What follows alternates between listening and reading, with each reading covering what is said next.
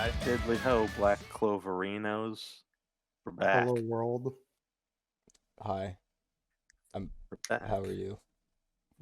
Do we introduce ourselves every episode, or was that just a first No, episode that was a thing? first episode thing. Oh, I had been lining up ridiculous things to introduce myself as. Well, I mean, It's me, Mike. if you want to. It's me, Mike. Yo-Yo Gamers, Shut what up, is Mike. up? It's your boy Danny Antonucci, creator of Ed, and Eddie. I'm I'm Right? here to talk about a Chinese cartoon. Black Glover. Black Clover? Glover. Glover or lover? You decide. What's the Vote in the difference? comments. Okay. Black Clover. All right. Let's actually Rover. start talking. Oh yeah. Yeah. What are we covering this episode, Dillmeister? The Eye of the Midnight Sun and the Seabed Water. Temple. The Water Temple. The Water The Temple. On the the wiki, hardest one in the game. it says Seabed Temple on the wiki, so that's what I'm going by. But I mean, like, it's the Water Temple. Yeah, Yep. whatever. Yeah. I mean, we kept calling the Eye of the Midnight Sun arc the Saucy Village arc. No, the didn't. Saucy Village arc is the one where they fight Heath and the ice guy. Yeah, Oh, we were did- calling it the Ghost Shark, I think. What village is this again that they go to? I don't Uh, remember. I don't remember. Nebra? No, that's. No, that's No, I know. well, No, it's like an N Hold or on, an L. I'll look it up. You talk about don't know. stuff. So it's going to be chapters 38 through 74 in the manga, and the anime is episodes 28 through 51. And there's pretty much no filler during this section, so there's not really going to be much to add compared There's a single filler arc, like in this right after. section. Yeah, right after the mixer and before they get into the actual plot of the Midnight Sun arc, they have like a little What? recap episode. Oh, That's, well, a recap oh. episode. It's called Nirn, the village that you're thinking of. That's where this arc happens at. Oh, I remember that now because I was like, hey, it's like Nyan. Like Nyan Cat. Oh yeah, I remember. It's like Neen. Nirn. Neen. I think I it's always supposed to pronounce be it as Neen. Neen. Well, I don't know. Whatever. Different translation. Yeah. But yeah, they had a single filler episode that was like a recap, but they had a few different like framing devices, and the best one of it was Gordon. Definitely recommend watching that episode because you get a little bit of Gordon being especially creepy. I think one of his lines when he's like thinking back to when Asta first showed up was like, "It's like I'm glad I got some naked time with my friends." Oh God. Dude, mean, I love that boy. He's a good boy. Okay. We'll talk a little bit about some animation later, but Yeah. we'll get to that. I think that's pretty much it. We're covering those two arcs, and we'll talk Yeah. about the next episode at the end. So let's jump right in. Well, Mike, you keep doing this. What am I doing? Okay, You're doing the YouTube gamer thing. no, you're doing the thing Being where you don't read the notes and you just jump right in What before we notes? finish going through all this stuff at the beginning. Notes. I What are you put talking notes in the about? notes channel. Well, okay, then go. You did Go this at last it. time too. No. Okay, anyways, Your my Yeah. facts don't care about your feelings. okay. So I posted I've recently been like getting into like the subreddit because I think it's probably pretty cool to like become like a part of like the community of Black Clover and kind of like get different perspectives from other people. So I recently posted a comment. Actually, it was Ash that first like noticed this, and like we like talked about it a little bit like in our Discord server, about how last time we didn't really cover it at all, but in the Royal Invasion arc, Fuegoleon kind of like acted almost as if like he didn't know who Noelle was, or like he didn't know her personally. I mean, but like he did. Like He he knew called her. her like Black Bull Girl Yeah, when he he called obviously her knew that. who she was. Yes. Well, they probably knew each other fairly well, but my explanation for that was probably that like she doesn't like uh she he doesn't want her to feel like that she's attached to her family. Like he wants her to like be her own person, and like because she associates with the Black Bulls, they're like her new family, and he wants her to like recognize that and like reinforce that idea that she doesn't have to be defined by who her family is. Yeah, Yeah. So I posted that on Reddit, and I got a couple replies. Um more so like I think pretty much everyone agreed with me for the most part. Which like uh actually I don't think if there was anything to add. Fuck, I had like a whole like thing in my mind to talk about this, and then now that I'm actually talking about it, I can't remember. But I think pretty much what I just said is spot on for what everyone else thinks and posted. yeah. The explanation you offered when I was like, "Yo, what the fuck is up with this?" Um, definitely put my smooth-brained ass at ease because that makes the scene so much cooler. Hmm.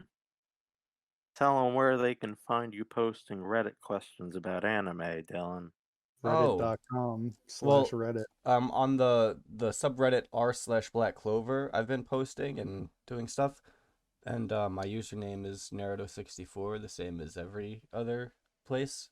Um, but I mean, we'll go more into like links and stuff at the end, but definitely if you're a fan of Black Clover and you're not already in the subreddit, maybe go there and talk to other people about Black Oh, Clover. oh yeah, I also made a. I'm running the podcast's Tumblr, which is just Shonen BattleCast on Tumblr. If you want to follow us there, I'll be posting like clips and the links to the episodes, links to the clips we upload, and if we like if it gains some followers, I'll try and mix up the content, see if I can get people interacting with the show through there too. So if you're on Tumblr, you can follow us there. Yeah, Yeah. I've also created a couple other social media accounts like a Twitter and stuff.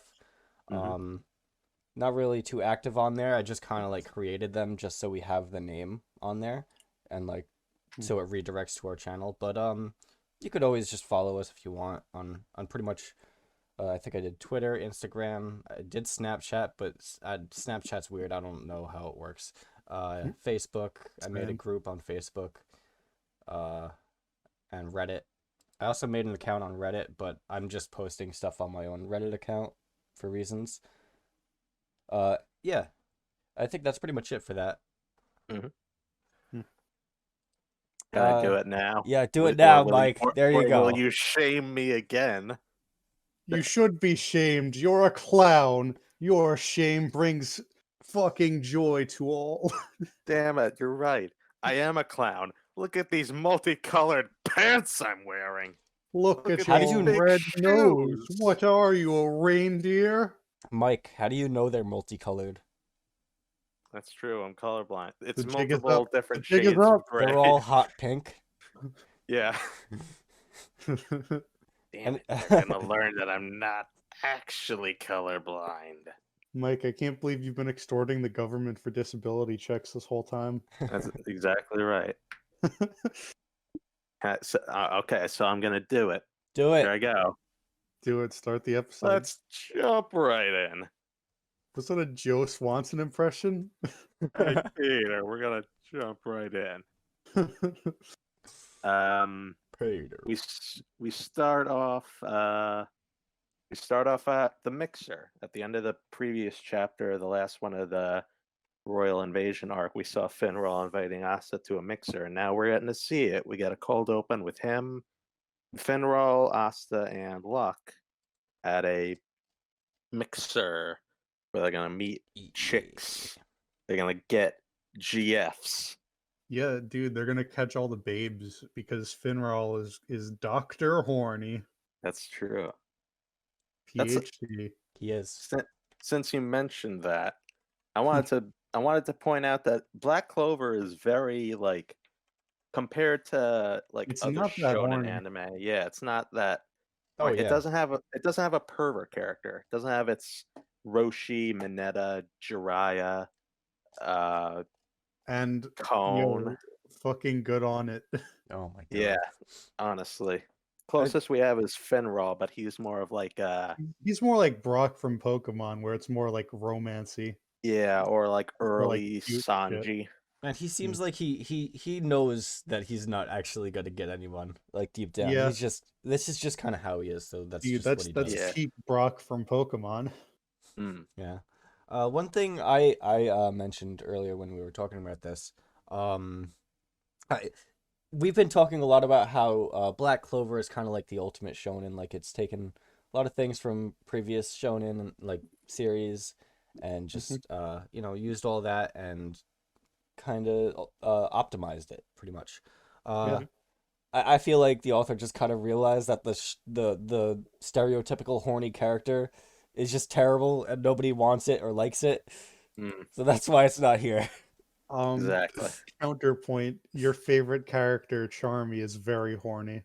Or That's nah. She's horngry. Nah. It's clearly different. It's not the same trope at all. No, I know. It's ooh romance. You got Vanessa and Charlotte. They're pretty horny. But they're not like Mike, what was that sound you just made? It was a horny. pig. You goblin. Mike, pigs don't have horns. Shows what you know. They have horns on their face. Those are tusks. They're different. No. They are kind of the same. No, Listen, they're not. I guess Tusks a are tusk teeth, is a and horns tooth. are like Yeah. just Okay, like yeah, on yeah, your yeah. forehead. damn it. I'll distract them with another animal fact. Did you know that turtles are lizards? No, they're not. No, Mike, stop spreading misinformation. You're gonna get banned from Twitter. These are the facts, man. They don't care about your feelings. Anyway, what was it? Many yeah. tangents aside. Yeah, many tangents aside, they're at the mixer, and this is another example of like a little low stakes breather chapter that I think Black Clover really just like needs, and thankfully it really just does that very well. It just has these little breather chapters. It's funny too. This is a very funny chapter. Yeah, dude, the part where like Luck suddenly starts making progress like towards getting this girl to like him, and she's like all ooh, maybe I like bad boys now. That was so fucking funny to me. Oh yeah. I like that Seke was there, the Alpha Chad, of course. Yeah, All it's the the babes. first We all love it's the Seke. first appearance of the Seke squad with his two viciously deformed friends who look like they're from another manga. Oh yeah, those weird. One of them kind of looks like Mineta. Don't you think so? One of them kind of looks like a broccoli, like a broccoli. Yeah, that one. Yeah, I could see that. Seke squad is there getting all the babes, obviously. Dude, they're the coochie crushers. And Seke, he's the leader. He's Count Coochie Crusher. Count Cuchula.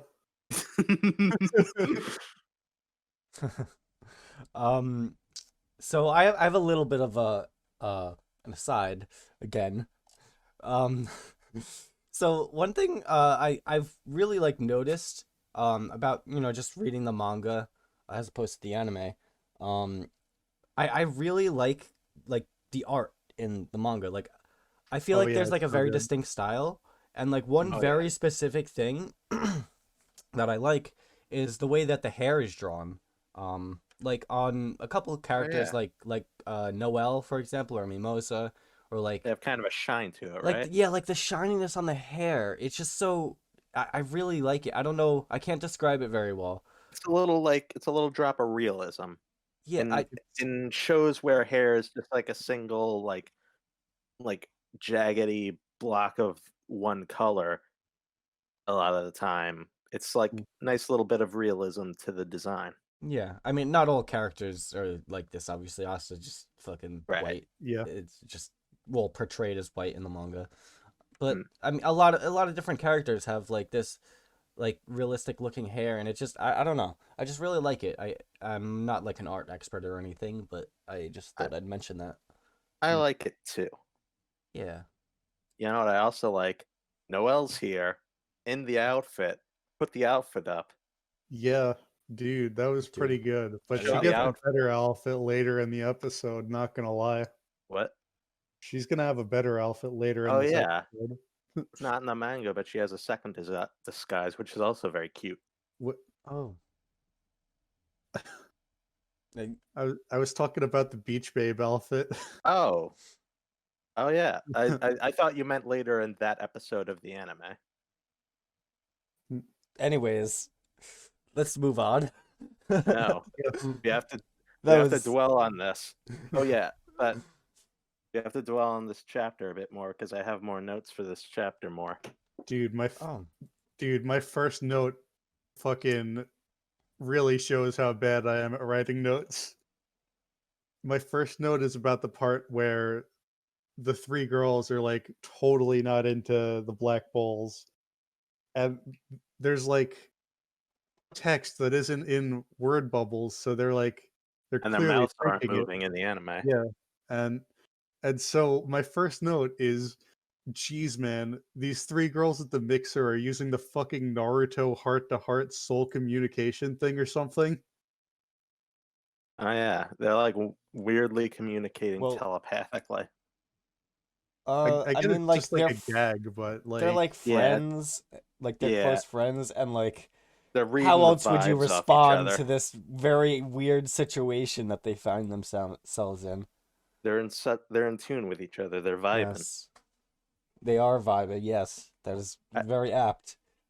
I had a question about Noelle's presence in this chapter. Do you think it's too soon for her to be doing something like this in her like realization of her feelings for Asta? She's only Uh, only Um, last chapter when she saw Mimosa getting all gooey over him did she like start to like pick up on her own feelings. But I mean, it seemed I had the thought like isn't like would she be too like up on her pride still and her royalness to like dressed up as a waitress to go spying on him? I feel like reasonably speaking, like realistically, it's too soon, but I feel like it's so fucking funny that it immediately jumps into this Yeah, like that's true. creepy all stalker right, fucking Mike. motif. I just want That's to true. preface with this that What? this is an incredibly cringe topic, but let's go on. What? And Really? anyways, no, I'm just memeing. Okay. Anyways, Dylan I really mean, pulled out the sword of "You, sir, are cringe." yes. I've been slain by the sword of cringe. Anyways, so I don't think that it's too soon. I mean, we've seen like pretty much since the beginning of the series, well, since like he met Noelle and like they had like that first little bit at the start when they met, that she's pretty much been okay with Asta since then. Like she's been warming up to him like just in general since then, which has been at this point has been what like 30 no. Yeah, like Yeah, 30 30 chapters. chapters. Like 30 chapters, which in universe is probably a couple months to be honest. Um Yeah, I think it's like 2 months. fuck, I had more, but I just completely forgot it because I was thinking about that epic meme. What epic meme? Not the one that the one that wasn't epic. Oh, Sword of Anyways, cringe. yeah. you slain me with cringe caliber, the sword of cringe. Yes. Ex cringeaver. um, one more. I have one more note about this mixer chapter. Uh, like we see Asta bonding with the girl he's paired up with, Rebecca. Yeah. In a really like it's still funny, but it's like I especially like I especially like how like she thinks herself, oh, he's just a kid, and then Asta tries to like get back into it once the other two couples go away, and he's just got like, "What's your favorite food?" Just very much confirming that yeah, he's still just a kid, but I like mean, she's not much older. that's true. Asta's just short. Oh yeah, how old is she? 16. Yeah, Oh she's like 1 really? year older than 15. him. She looks She she looks like Asta is clearly meant to be like adolescent she looks more like because like Ghosh's age, like around 20. I'm yeah, surprised by the I- being I 16. initially thought she was like a full grown adult, and I was really weirded out about the like scene thinking about that. But then I found out she's 16. I have a Yeah. question. Have you Yeah. guys ever seen anime? No, No. I know I know what it's like. Yeah. Ages are not depicted very realistically in anime ever. What do you mean? Isn't Charmy a 2-year-old? Didn't you know the girl from Gurren Lagann is 5? No, she's 14 though, which is ridiculous. Yoko? Yes, Oh, she's 14 and jeez. she looks like that. Japan. But get back on track. The note I had was that Asta defends her from like a creepy older dude, and Mhm. like he says, like he says specifically, where was it? I had it right here. Yeah, here it is. Don't judge people based on appearances. You don't know anything about this lady.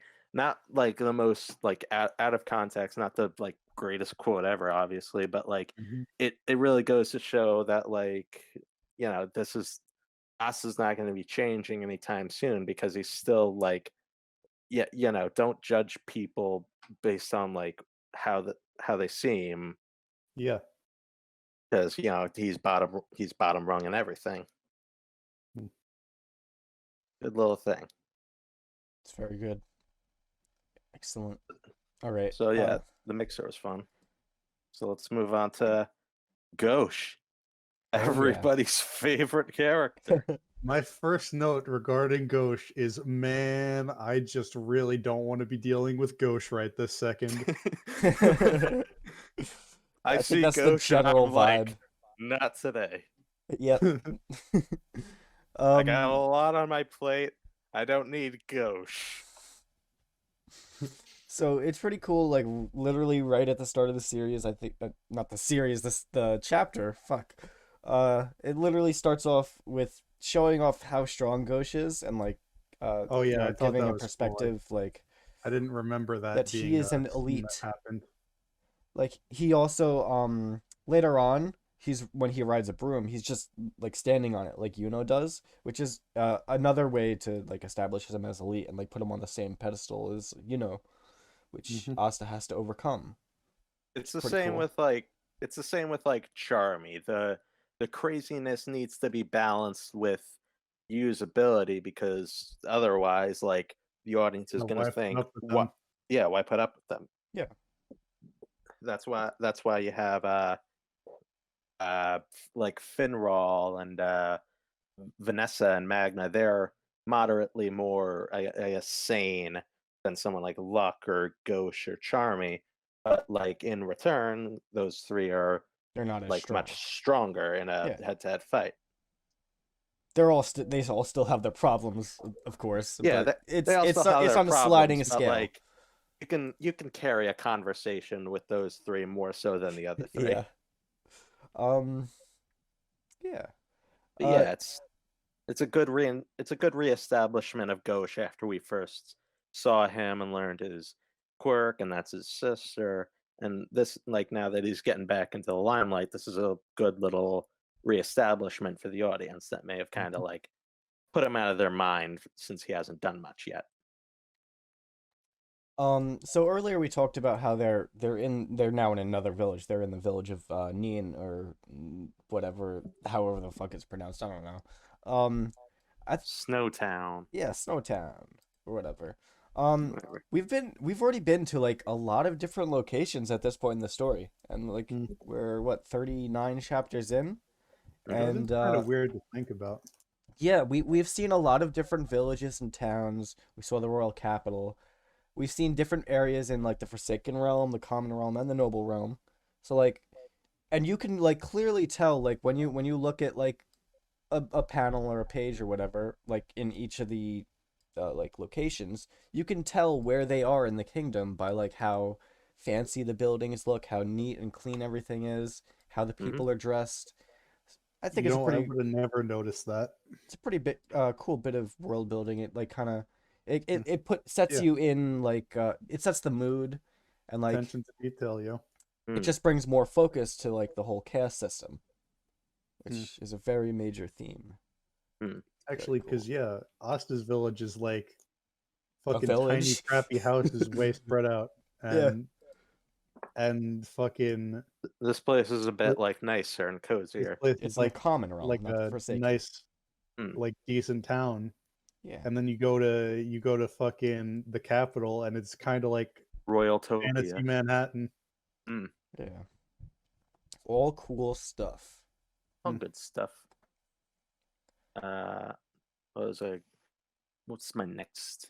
What's my next bit announcement? Oh yeah, Ghosh is creepy, but He is you, creepy. you can get some good yucks out of him. I especially like his like when he comes across Asta playing with Rebecca's younger siblings and Marie, and like he attacks Asta, and Marie's like, "Stop, Big Brother, be nice to him because I want to marry Asta," and he literally like cracks like he's stone. That's like that got a chuckle Yeah. out of me. I I love how he just doesn't even know Asta's name. He calls him Pasta. Asta, yeah, Oh that yeah, was great. Oh my god. That killed Asta me. didn't know his name either, though. He thought it was Gonzalez. That's true, yeah. I Good mean, stuff. would you talk to a guy like Named Gauche like Gonzalez. Who only wants to show you pictures of his sister? yeah, No, I would you don't think I want to would. hang out with that guy? and is constantly bleeding. Like oh my god. Yeah.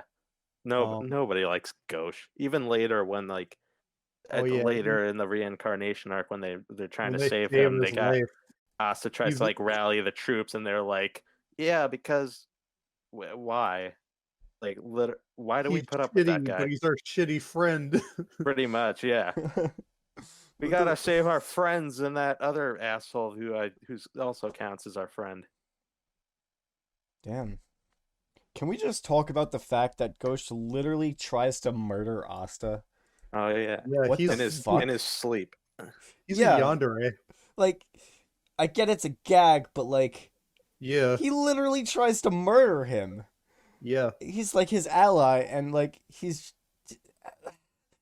what? Well, I guess he Yeah. is a criminal, but like That's true. Yeah. he's a criminal because he like stole shit, not because he murdered people. Killed, Could murdered have. people. Fuck you. Get out Killed of them here. to murder I'll kill death. you. No. Man, you remember when Asta was trying to be like, "Hey, Rebecca, you're very cool and my friend," but he says you'd be a good wife because that's all she can be as a shonen female. That's Wait, true. Asta? Yeah, Yeah. I don't remember this. Asta, he's over at like the restaurant she works at, and he's Oh, eating her. Rebecca. I thought you He's said eating her. Vanessa. Oh Nah. no. Yeah, and he's like, "You'd make a good wife one day," because even Asta can't escape cultural sexism. Wah wah. Mm, yeah, shit happens. And the anime like I think they revisit this even later with like Noelle and Rebecca interacting, and Noelle says, "Oh, I guess guys really does like woman who can do that."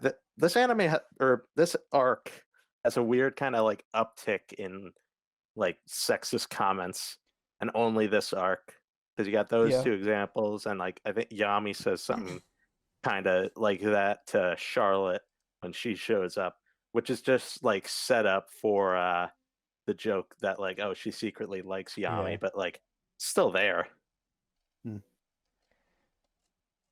And Yeah, I mean that's like that's all present. Yeah. I mean Yeah. like it's manga. Like It- It's there's it's not definitely there to say anything about the characters or the world. It's just there to as like set yeah. up for jokes. In recent years, I feel like there's definitely been, like it's Less of been that, yeah. less of that. Like the more recent series are obviously a lot more progressive than older series, and like Mm. I think Black Clover does a pretty good job, but it's still not there, obviously. Yeah, it's still it's a Mhm. story, but it's still filtered through the author who has had these certain like values taught to him through society, Yeah, same as like American authors have some similar stuff, I guess, put into them. So society can only progress so much. all stories go through the filter of the author.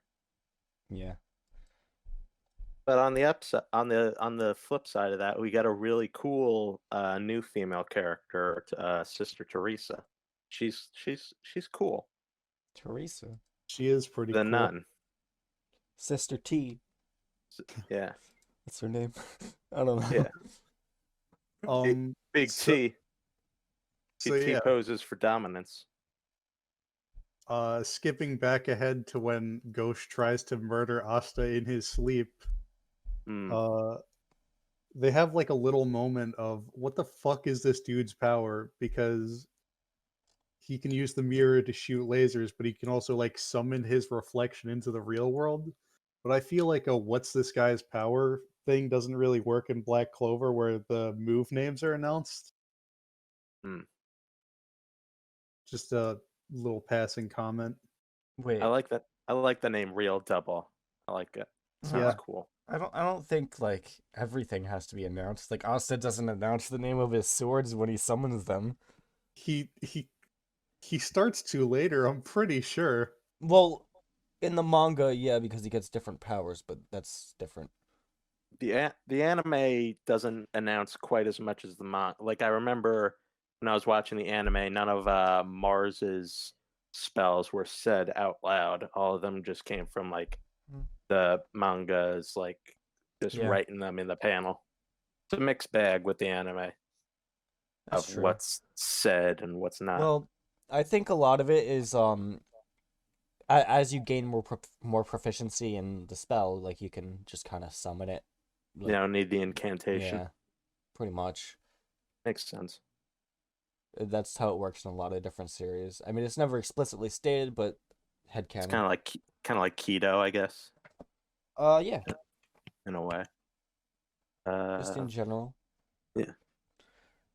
But yeah, after that, They find it snowing, and there's no children. not a single one, not even Marie. And Oh Ghost is no! very upset about this. Yes, I'm What so a upset. coincidence. I'm so upset. I'm gonna beat the nearest elderly woman. What a coincidence. The one thing that could possibly send Ghosh into actual action is the thing that happens. That's Wow. crazy. I What can't a believe it. coinky dink. That's plot convenience for you. What a bad writer. Just think Can't about it. If believe this this. never happened, we never would have seen Ghosh's power at all. I know, right? Anyways, I want to yeah. say that Asta headbutting Ghosh finally is Yes. super satisfying. Yeah.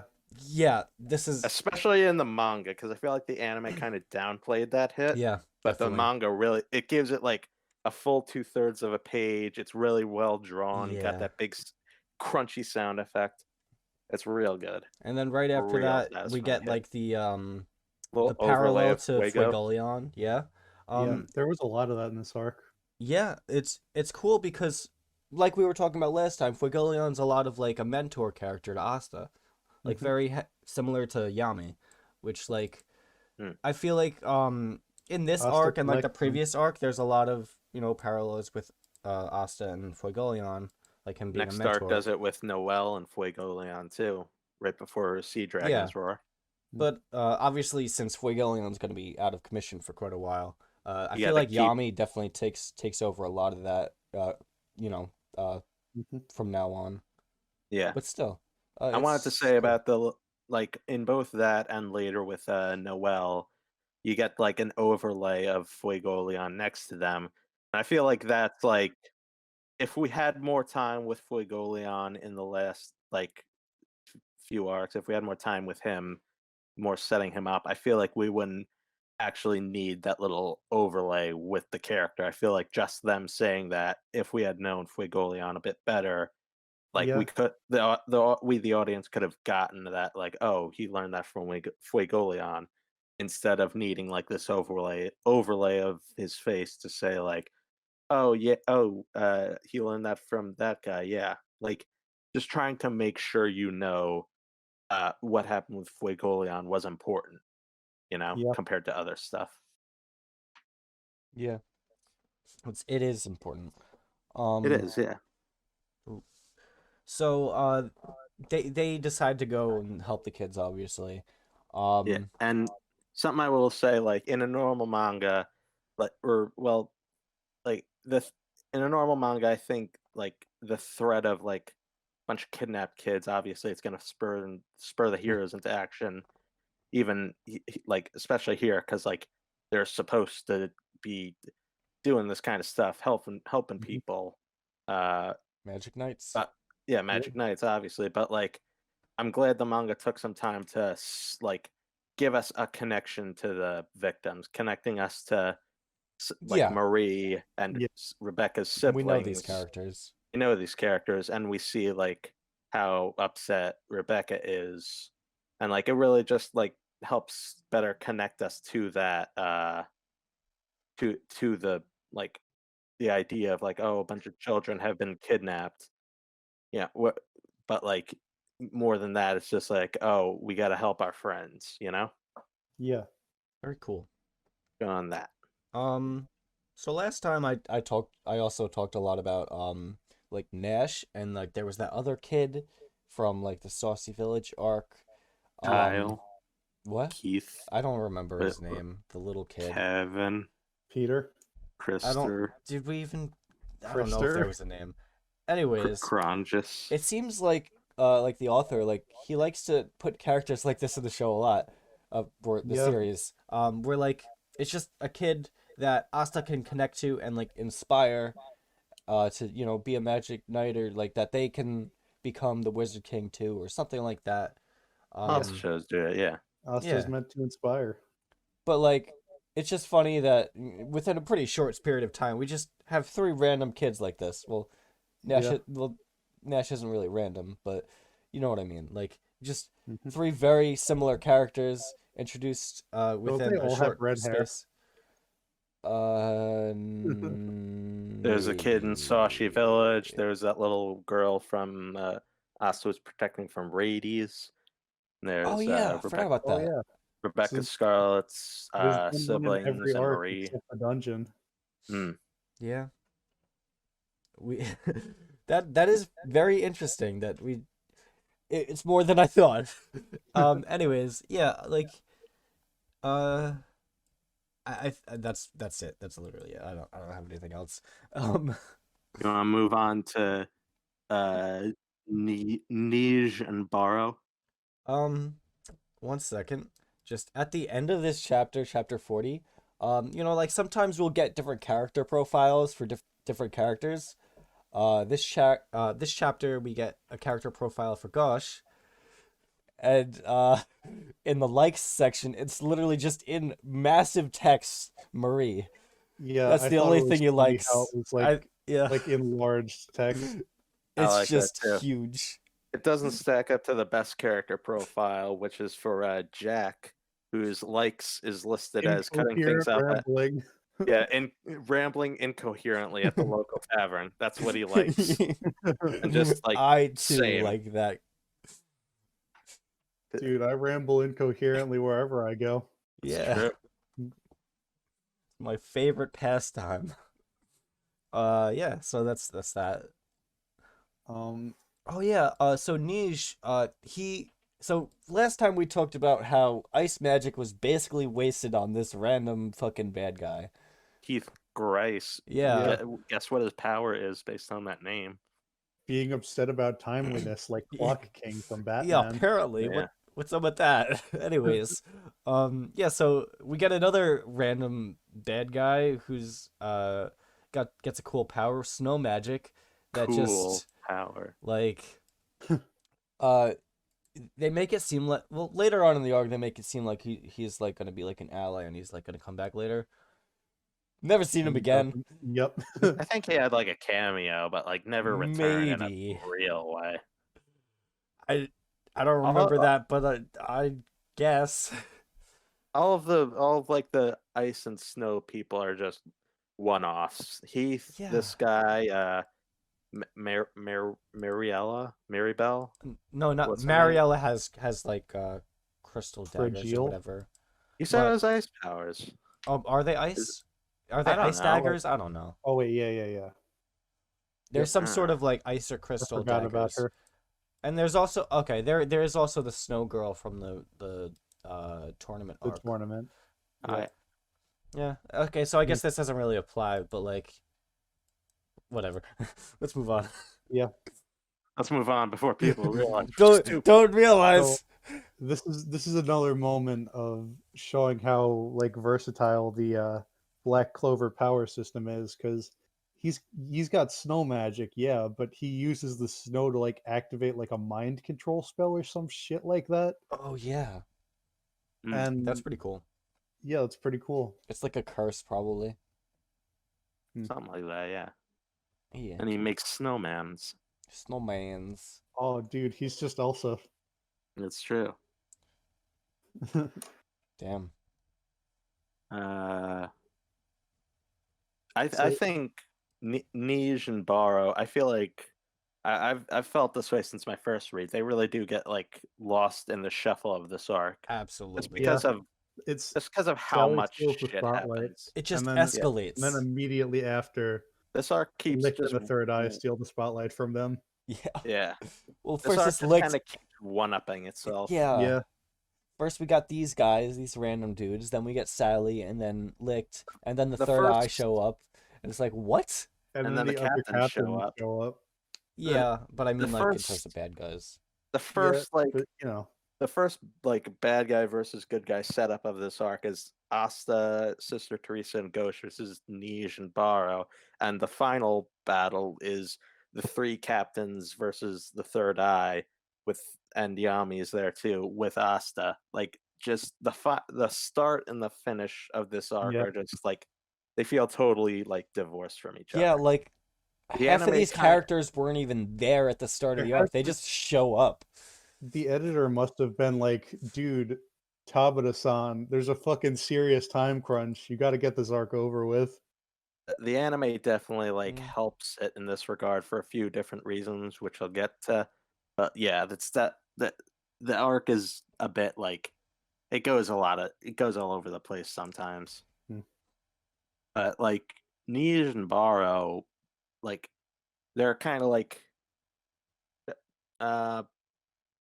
just like how kind of like Radies like kind of like was set up to like kind of mirror like how a Magic Knight should act, which is why like Fuegoleon gave Asta that little speech about how a Magic Knight should act that arc.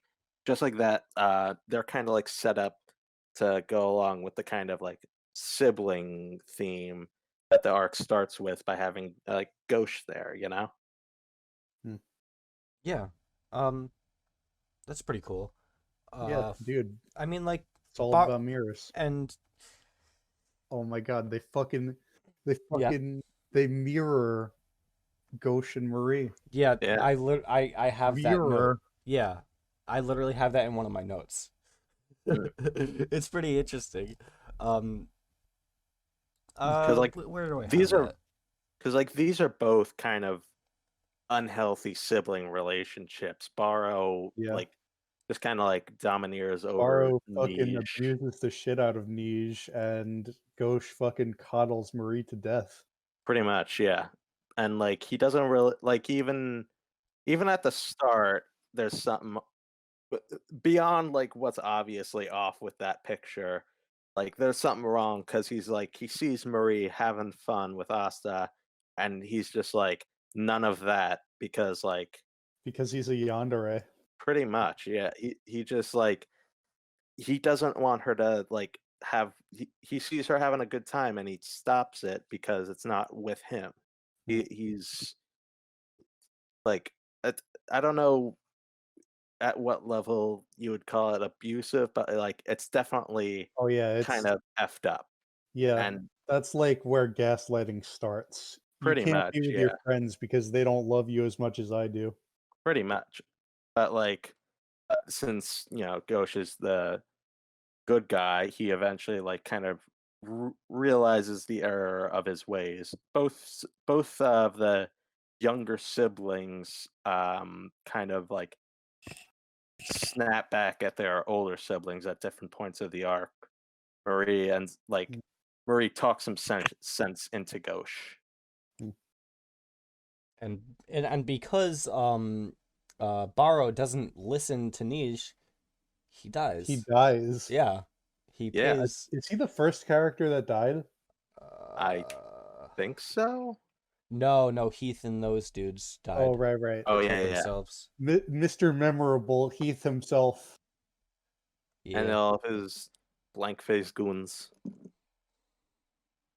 Yeah. Even Revchi didn't die. He's the best character.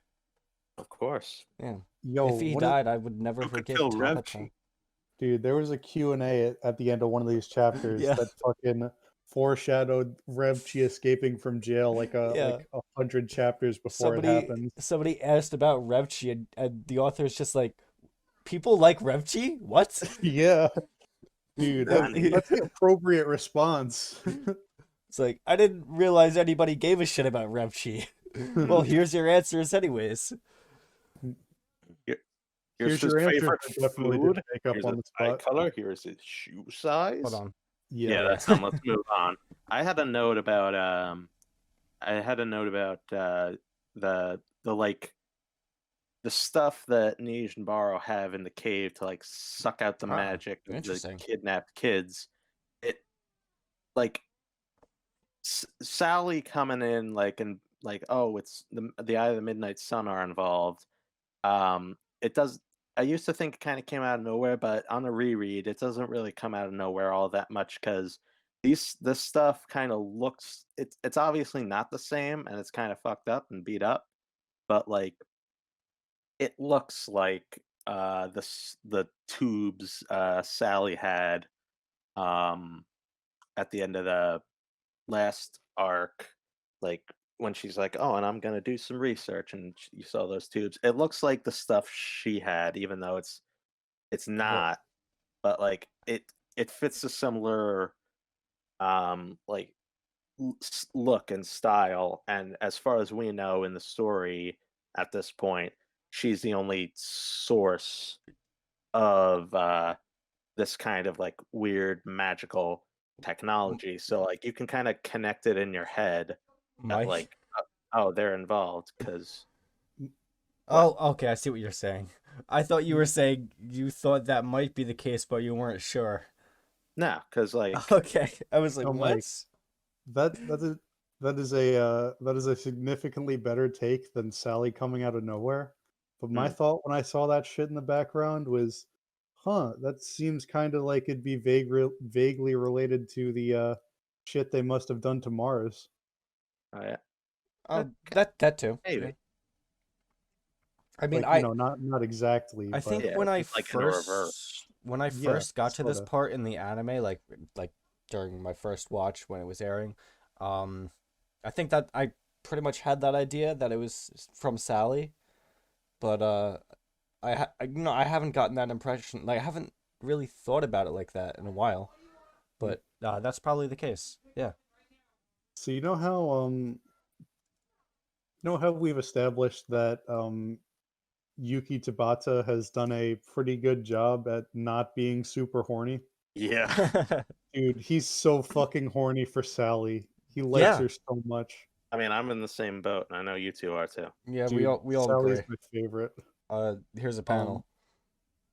Here's yeah, another panel. here's Sally covered in slime. Yep. This was my Yep. favorite panel this arc. Here's her character profile. Oh shit. Here it Look at is. that. So You guys can see it, right? Tell so me. I love this character, but I fucking hate her outfit. It's so stupid. She's wearing like a fucking bikini and a Yeah, lab it coat. doesn't make any sense. Doesn't What make is up with any that? sense, but it's fun. It's a Oh my fun god. time. It is, but it's dumb. Yeah, but So anyways, oh, go ahead. she's a fun character. She's a Yeah. fun, She's crazy a lady. silly little lass.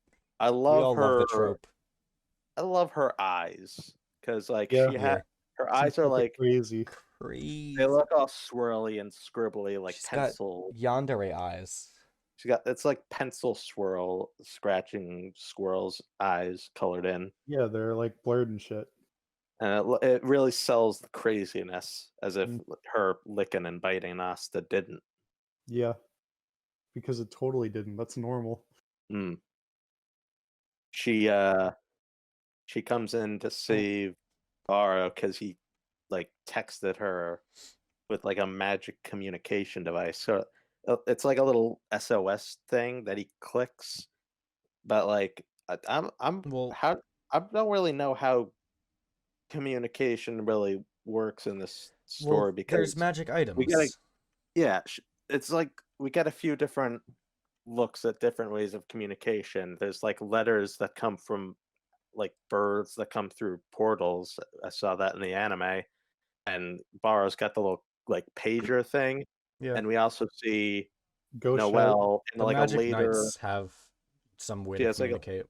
she has like a little like opening up thing, and there's a little hologram in it. Yeah. Well, That's like in a single panel of the manga that's later on after Yami shows up. In the anime, we actually get some setup for Yami's arrival by having her call like a hotline. Seke picks up, top tier Seke, yeah. great man Seke, So and he like I actually was goes yeah, to go the ahead. Black Bulls headquarters and gets Yami. I was thinking that like pretty much every squad has like one item where they can contact and be contacted by the headquarters. But like I wasn't under the impression that like everybody had it because the magic items are rare and like you can't just hand every single magic knight a magic item for communication. But it might actually just be that because Noelle is a royal that she has one. That's Could probably be. the case. That makes sense. I think they actually got it from that. The Sorry. black market. That no, in the dungeon when they first ran into the little treasure hall, they're looking around at stuff, and Asta picks up something. Like I don't know if it's the exact same one, but like it does the same thing. He opens it, and like a little like hologram of Luck pops out, and Luck's like across the room, and Asta's like, "How did you get in there?" I Oh, that's completely great. missed that. Interesting. Yeah, it looks like the same thing, but like obviously there's more because there's some sort of Royal Knight hotline for this kind of stuff. Yeah. There would have to be, just because of like Magic cell phone towers. magics. So many bad guys out there. So many magic knights. They got to communicate. So Sally Brady's had like is. an earpiece in the last arc that he and Voltos talked through. Oh yeah, That could have I forgot about reasonably that. been made by Sally. Hmm. Because there doesn't seem to be like any other indication of that kind of thing. I don't know. Maybe. Can I tell you something about this arc that really frustrated me? Yeah. What's that? Okay, so you know how Best Girl Sally is in like a trio squad kind of thing with With Valtos and Radies. Voltos and Rades? Hmm. Fucking Rades gets a whole arc to himself. Sally gets like Half a of chunk this. of this arc, Yeah. and no personality Voltos doesn't Well, get shit. well Valtos gets a. He gets a He little gets chunk some of in this. this, and He then gets like later a on he fight in gets this, but later on he gets some. He actually gets a background and stuff. Plus, they were around a little bit in the last arc. Yeah. But it does feel like Radio's got the most like focus. Yeah. Of those Even three. in the future too. Like we also get a little bit more from him. Like he doesn't just disappear out of nowhere, like in Naruto. Anyways, so Sally is like super fucking strong at this point. Like I don't understand. Like she fucking annihilates Gosh and Asta. Like she's just like her power is just like it's just the matchup isn't great basically. Because she can fuck with Gosh's light, like his mirror beams, and change how it's reflected in the in the gel, Mm. and like she's able to literally turn into gel and attack people with it and like She doesn't turn bind into them. gel. Yeah, she that's she literally did. what happens. Yeah. She like fucking used. She fucking did it, and she Yeah. swung her arm like it was a fucking gum pistol. She shot I Asta. Well, didn't she turns her arm into gum, and then when she hits Asta with it, she like becomes out of the gel. I That's didn't get on the Asta. I didn't get the impression that she was actually turning into it. I thought it was more like she was making it from like out of her. She was making it and it was coming out of her body. So it Yeah, like but like there's if she's not turning into like the big salamander thing, she's like inside of it, well, riding on it. yes, but there's parts of it like because there's no implication that she like there's no like panel showing her moving on top of Asta, like jumping down and like landing on him and like grepping him down like she is. I guess The anime impression is version that would give us she an answer. yeah, I haven't seen that in a while, so I don't know. But Yeah, same. the impression that the manga gives is that she just kind of appears out of the gel that's on top of him. I did not get that impression, honestly. It seemed like she was just kind of inside the goop. Do you think Sally works with Gwyneth Paltrow at Goop? Let's not Hopefully talk about goop.com, Michael. Yeah. Do you think Sally makes those kinds of candles? Do you think Sally hangs out with the Ghostbusters in New York City fighting ghosts? Yeah, believe it or not, Slimer, he opens up his mouth, boom, it's Sally. Bill Murray gets that crazy scientist yandere girlfriend that he's always wanted. You look at the eyes. Just yandere girlfriend. You look in the eyes of Bill Murray, and you tell me that man does not want a crazy scientist yandere girlfriend. Dude, don't we all? Yeah, you're right. So right. Man, if Kurotsuchi was a lady and a yandere, he would have been the best Bleach character. Well, you have that now with Sally. It's pretty much what she is. Yeah, she is that science guy, dude. Person. Bill Nye. She's Bill Nye. Bill Nye the science guy. Bill Nye the yandere.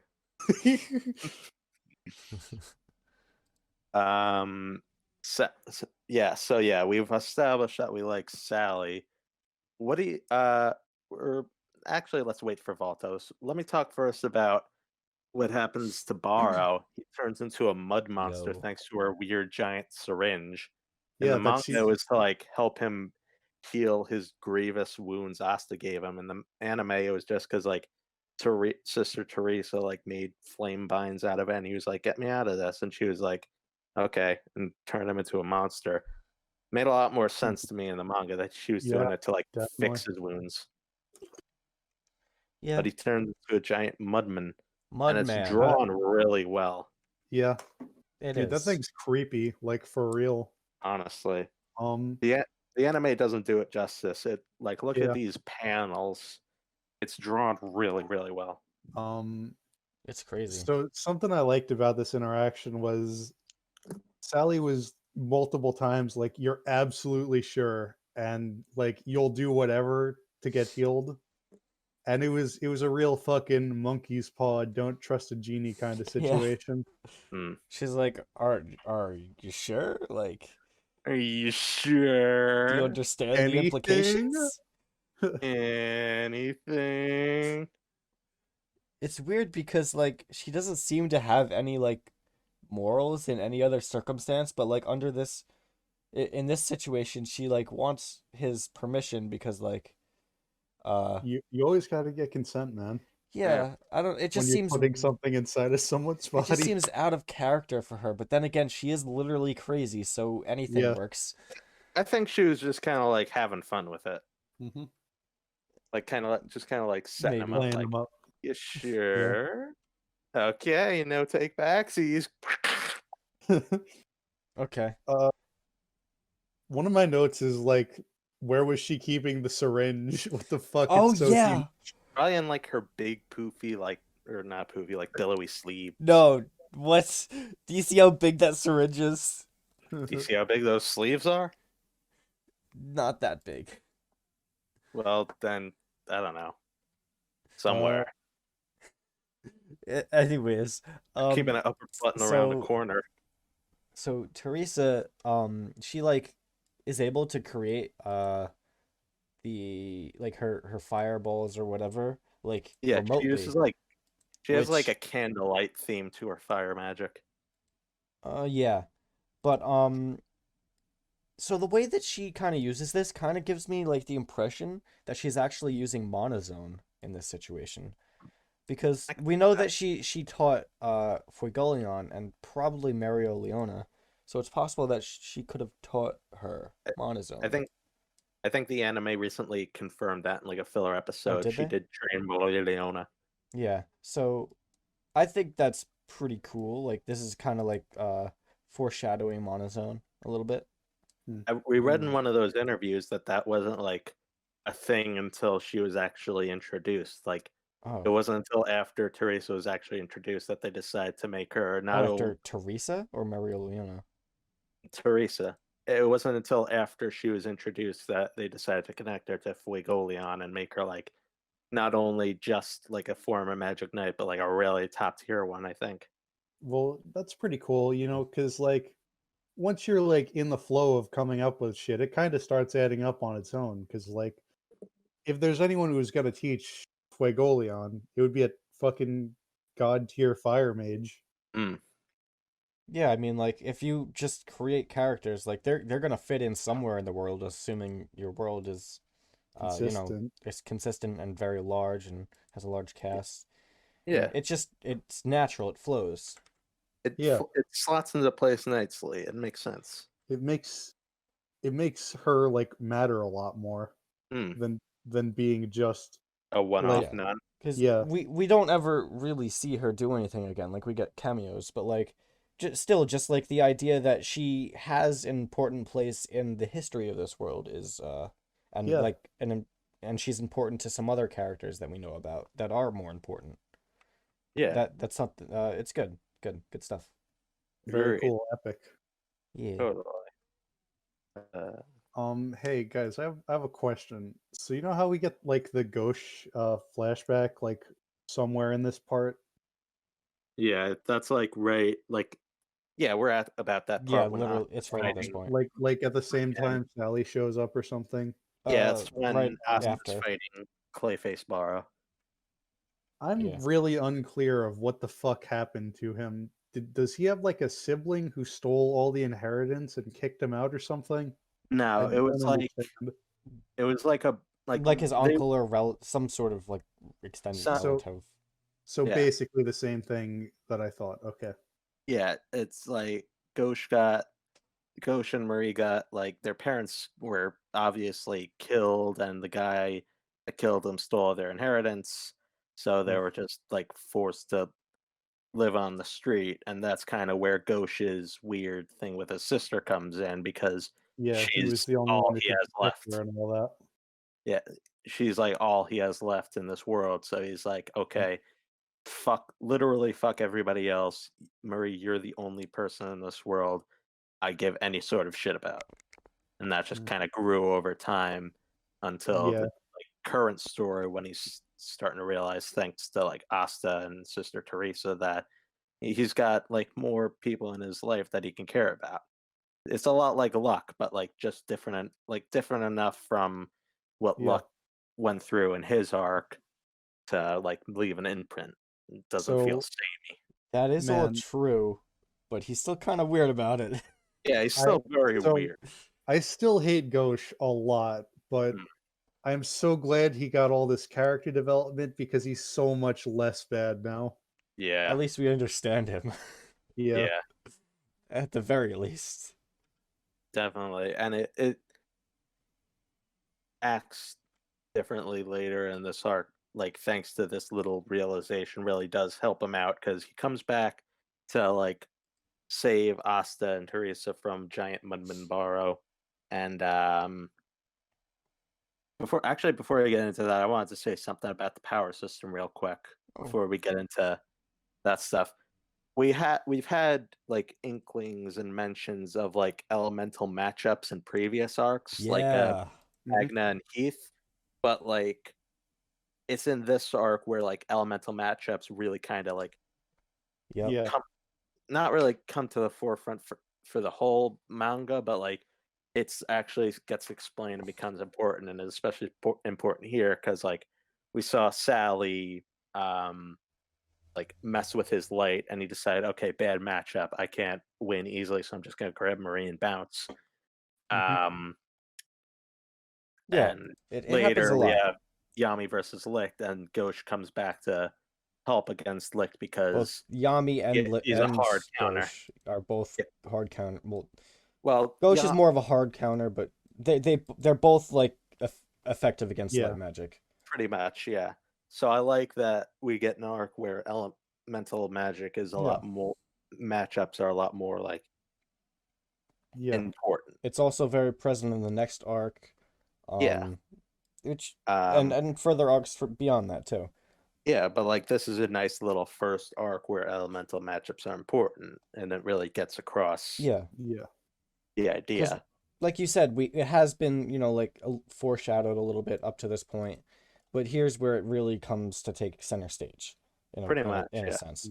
Um, it and it's cool because the way that like the elemental advantages work is like it's basically whenever it makes sense for there to be an advantage, there is an advantage, but not just Yeah. like there is an advantage for the sake of it.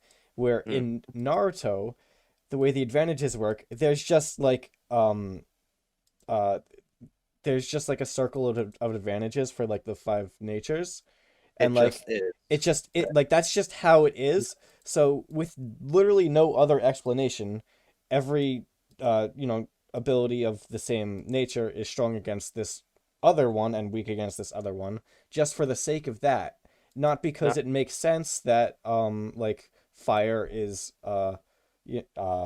water beats fire, but just because that's how the elemental system works in that world.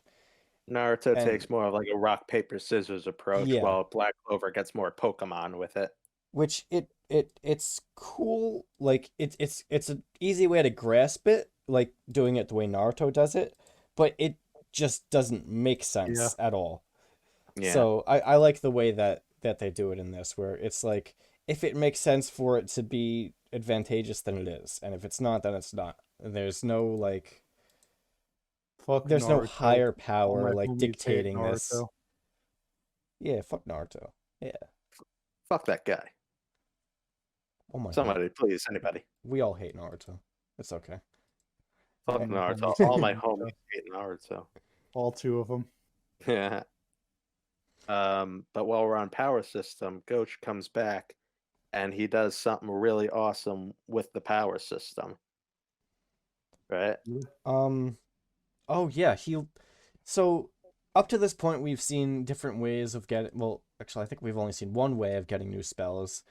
We Is know that it can be happen through training, but we've also seen it happen in the heat of the moment with like through like a Noel. character moment or development. And now we Yeah. get And a Ghosh third way, which is fucking pretty thinks cool. about shit with his brain. Yeah. Up to this point he's been fighting it this one very specific way, like in a very like closed-minded way where like he wants to He fight only, on his own. yeah, And so so that's he how he only uses his power. copies himself. Yeah. But now he's like accepting Asta as like his friend and like the Black Bulls as his friends. So he's thought of a new like unique way of using his power that's even better than before because he's accepted his friends. And that's being able to use his power on other people to make copies of Asta. Yeah, it's really cool that like he worked it out on his own, and like the grimoire Yeah. responded to that. Yeah. And I really like how it's like this big move of his, like at least here it's fueled by this magic item, because like I love like the idea of magic items, so seeing him pull this out when like instead of just like having some sort of like, oh, heroic second wind, it's like, okay, I have this reserve set up for emergencies, now's as good a time as any, boom, mirror eye. And like even if it doesn't even if it like kind of like it doesn't really come out of nowhere because like Ghosh having an eye covered, that's been the case like the entire time. There was a panel earlier on where we saw like he decided not to use it for some reason. Like he was in one of these fights earlier on. I'm not sure exactly where, but he was. I think he like put his hand up to his eye and he decided not to use it. He just decided to run or something, right? Right. Yeah. Something like that. But like him having an eye cover that's been a part of his character design, and now we get the payoff to why is it covered? Just like kind of like how Yeah. Kakashi with his revealing his Sharingan, that's why he keeps his eye covered. Yeah. Now we know why Ghosh keeps his. In fact, Yeah. that's most likely the direct inspiration. Probably, yeah. Yeah. Dude, you can't have a character with one eye covered and never go into it or reveal it's special unless course you're you One can. Piece Sanji. Oh, Everybody. yeah. I don't even think about it, but like it probably happens literally all the time. Do you know Well, yeah, about you can't do you you know can't hide a about part of a character so obviously. That's like it's something like the rule of masks. There's always Well, something interesting under them. yeah. well, I don't think just having your hair parted and covering your eye is like that major of a thing that like you have to explain it or it's a huge problem. No, You don't you don't have to. It's an aesthetic choice and all, but it's a cool It's payoff if beneficial. something It's does cool happen. if it does happen, yeah, Yeah. but it's not bad if it doesn't, unless Yeah, it's like a I part wasn't like trying a to say character. it was bad if it wasn't. That was okay. Anyways, don't you run what from else this? do I have? I will pull Cringe Scalibur from the stone and attack you if you run from this. Mike, is that the sword you're holding in our character art? Cringe Caliber? Mike, you're not Yes. allowed to talk about me being cringe when you're so cringe yourself. Oh yeah? We've went Come over at me. this. I will kick you with my giant clown shoes. Dude, I have 30 replica katanas that I can fight you with. I have 30 tickets to Reptar on Ice. Don't you come at me with this horse shit. Oh god. Reptar, Reptar. So Alright, what Mike, were we talking about? I kind of want to go on an aside about having multiple katanas. Oh god. Go for it. So I work with this really dirty boy who doesn't clean himself. He doesn't understand social cues. He gets all up in your personal space. And I was complaining to him about Dylan last time we hung out. And Dylan was like, at least he doesn't have a katana. And I looked at him and I was trying not to smile. And I was like, yes, he fucking does. He told me about it and he told me he stole it from someone's garbage. He has a fucking katana. For the record, I don't have a katana. I was just making a meme. Dude, what if he hears this? Then you'll taste his blade. Oh no. Oh no. That would be awkward. Very awkward. Dude, all my homies want to taste my blade. I've thought about it, Mike. I've thought about tasting your blade. Oh no. We're gonna get demonetized. Who's paying us? Nobody. George. The Lord. Yes. Yeah. So that's pretty much it until for Yeah, me, I don't have any other notes until Yami shows up. Well, yeah, we're moving on to the second half of this arc where things like change And go at kinda. super fucking speed. Pretty much, yeah. Yami shows up.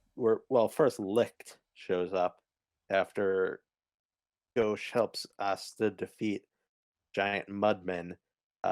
Actually, I had one more note about this section, which is Astas.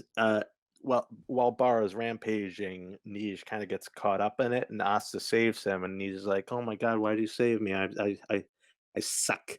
And Asta is like, "You haven't paid for what you've done yet," which is like, I'm glad that Asta's not so forgiving that he's just gonna let this guy Yeah. kind of go off the hook. Yeah, I'm totally on that wavelength. That reminds me It's of like Naruto, as everything Naruto does. lets everyone off, Well, except in for like in Orochimaru, I guess. in the tuning exams, when he fights Gaara and like he beats the shit out of Gaara, at the end he's like, yeah, Gaara, we can be friends because I understand you, but like if you ever hurt my friends, I'll kill you, and like that reminds me of that.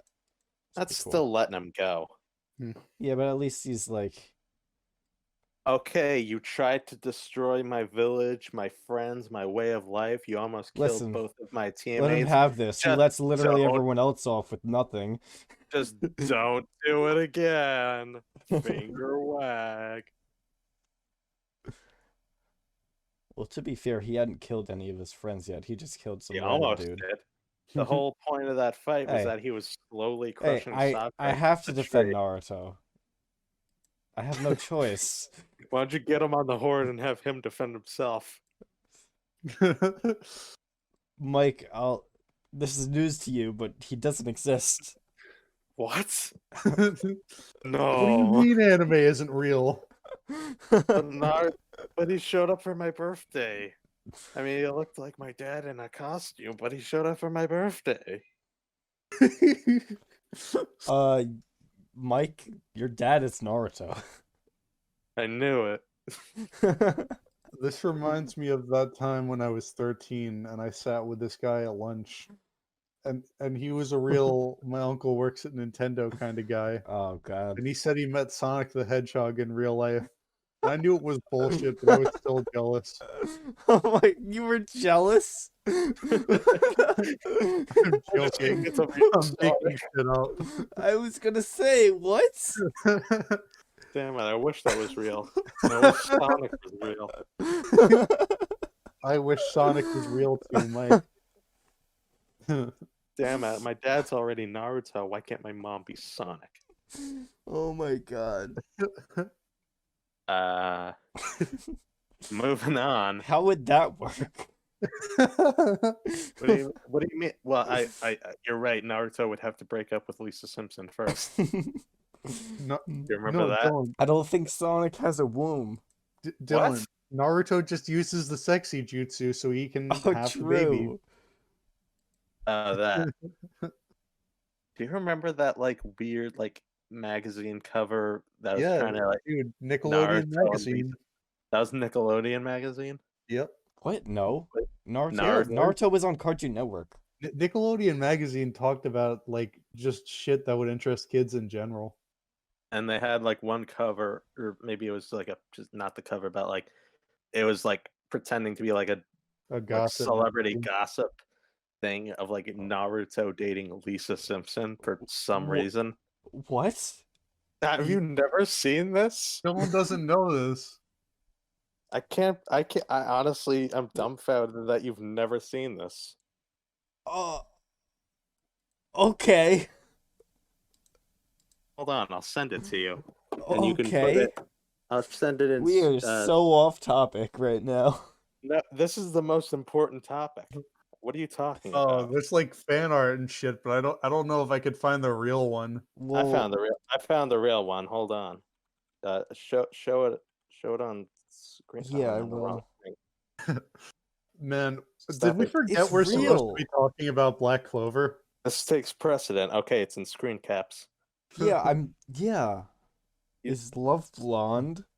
Naruto and Lisa Simpson might have more than spiky yellow hair in common. We caught them on the beach, see our cover, and practicing karate. We want to know, is Lovely Lisa giving the ninja boy saxophone lessons? Excuse me? Is she? What? Oh my god. You've never seen No, this? no, Mike, I've seen it. I just didn't know that. I didn't remember the caption. Because I don't think saxophone lessons is meant to be literal, Mike. What? I Moving didn't see on. the A at first, so when I was reading it, I thought it said sex, and I was like, "What? They put this in Nickelodeon magazine?" Dude, they get raunchy. Back on topic before I have to subject myself to this cringe anymore. I'm sheathing cringe caliber for the moment. Uh, uh, everything Barrow's defeated. Power of friendship rules the day. Nij is like talking to Asta and it's like, I can't forgive myself. And Asta's like, yeah, you gotta go to jail, fucko. But when you get out, maybe we can be friends because you seem kind of, you feel bad about it. And Nij is like, oh, thanks. But like, as he's saying thanks, it's a really cool page where like he gets hit by the attack and you can tell that it's like so fast that he doesn't even like change his expression, even as he's like being thrown to the side and like in the second panel, like his expression hasn't even changed yet. That's how fast the attack is, and it's licked. It's literally light speed. Yeah, it actually is. Also, there's another page in the Wait, what? Nickelodeon magazine. About Bart X Sakura. I haven't seen Yeah. this one. Why is it like an older Bart? I Um, don't know. Um, but yeah, so it's like literally light speed because he uses light magic, and it's pretty cool It makes because sense. th- the direct counter to it is dark magic, which is And slow. Yeah, and Yeah. Yami shows up. Yay! And Here. I like his line when Asta's like, "What are you doing here?" He's like, "I'm lost. Does anybody know where I can get some directions?" And like he has to clarify to Asta, like, "I'm joking, dumbass." Yeah, Yeah. if it wasn't obvious already, there's no Yeah. way he's just. If that one little like bean-sized chunk of knowledge in Asta head bounces in the corner, he has a thought, and that wasn't know, this time. I really thought he was gonna say I'm looking for the bathroom. I did too, actually. That's so in character. Why didn't it happen? I'm looking for the bathroom. Sees licked. Oh, there's one. Mike! Oh my god. What? I'm looking for the Lick, would you be my human toilet for the day? Dude, what? What the fuck? Haven't you ever seen Quagmire Human Toilet? Well, now we have a poop depository in addition to that other one that I mentioned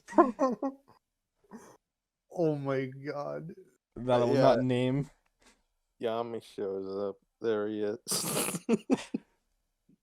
It's Yami. But yeah, so fucking Licht goes into like this whole backstory, like explanation of his backstory. Well, not in depth, but we get a little bit about stop it. Stop posting that. Toiletification. Stop it.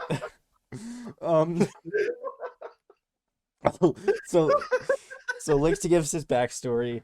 We learn a little bit about why the Eye of the Midnight Sun is doing what they're doing.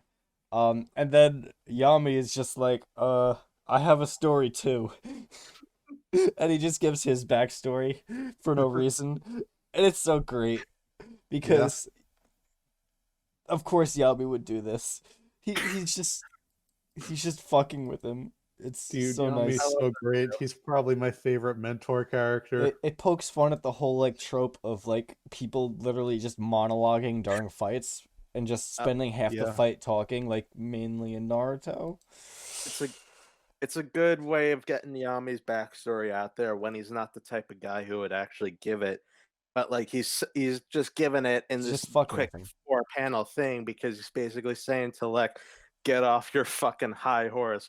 We all have problems. But none of us, except people like you, become terrorists over it.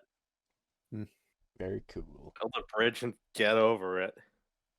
Very cool, Kanye. Build a human toilet and get over it. Unrelated, but I just remembered in Sally's character profile page, she's holding a pregnancy test. What? Yeah. What? It's in the screen caps channel. Hold on. Where the fuck is this? Hold on, I'll post it again. There it is. What? She's got a pregnancy test. I mean, it's a vial of something, but like, that's funny. Vial. That is very funny. It's a vial of pregnancy. Yeah. It's her pregnancy potion. She's It's gonna use it on Asta. Yeah. We've gone a lot of places in the past like 15 minutes. Naruto, Oh my- Simpson, human Human toilets, toilets. and Empress. Emperor Asta. I was gonna say, the vial is filled with stem cells, but okay. Filled with S cells. She's gonna become a Super Saiyan. Thanks for those, Toriyama. Yeah. S So what were we cells. talking about before we went crazy, or what was Dylan talking about while we were focusing on human toilets? Lick. We were talking about Ayami's backstory and then Lick's backstory. Oh yeah, I love how Valtos tries to shut Yami up, and Yami's just like, "What's wrong with your face?" Yeah, I love Yami. that. I love Yami. Yami is a Oh my God. Yami's a treasure. His presence in this arc makes it like 1,000 times better. Honestly, Oh Yeah. my God, dude. he's hilarious. Yami was kind of lame until this point, but he's so good here, and he Yeah, stays and so He good. hadn't like done anything yet, pretty Yeah. much. Why do you have lines on your face? What the fuck is wrong with you? Oh my God, that was great. I don't have. Do you guys have anything to say about Lick's backstory? I Not like yet. Well, I'll like probably have something to how- say when they expand on it.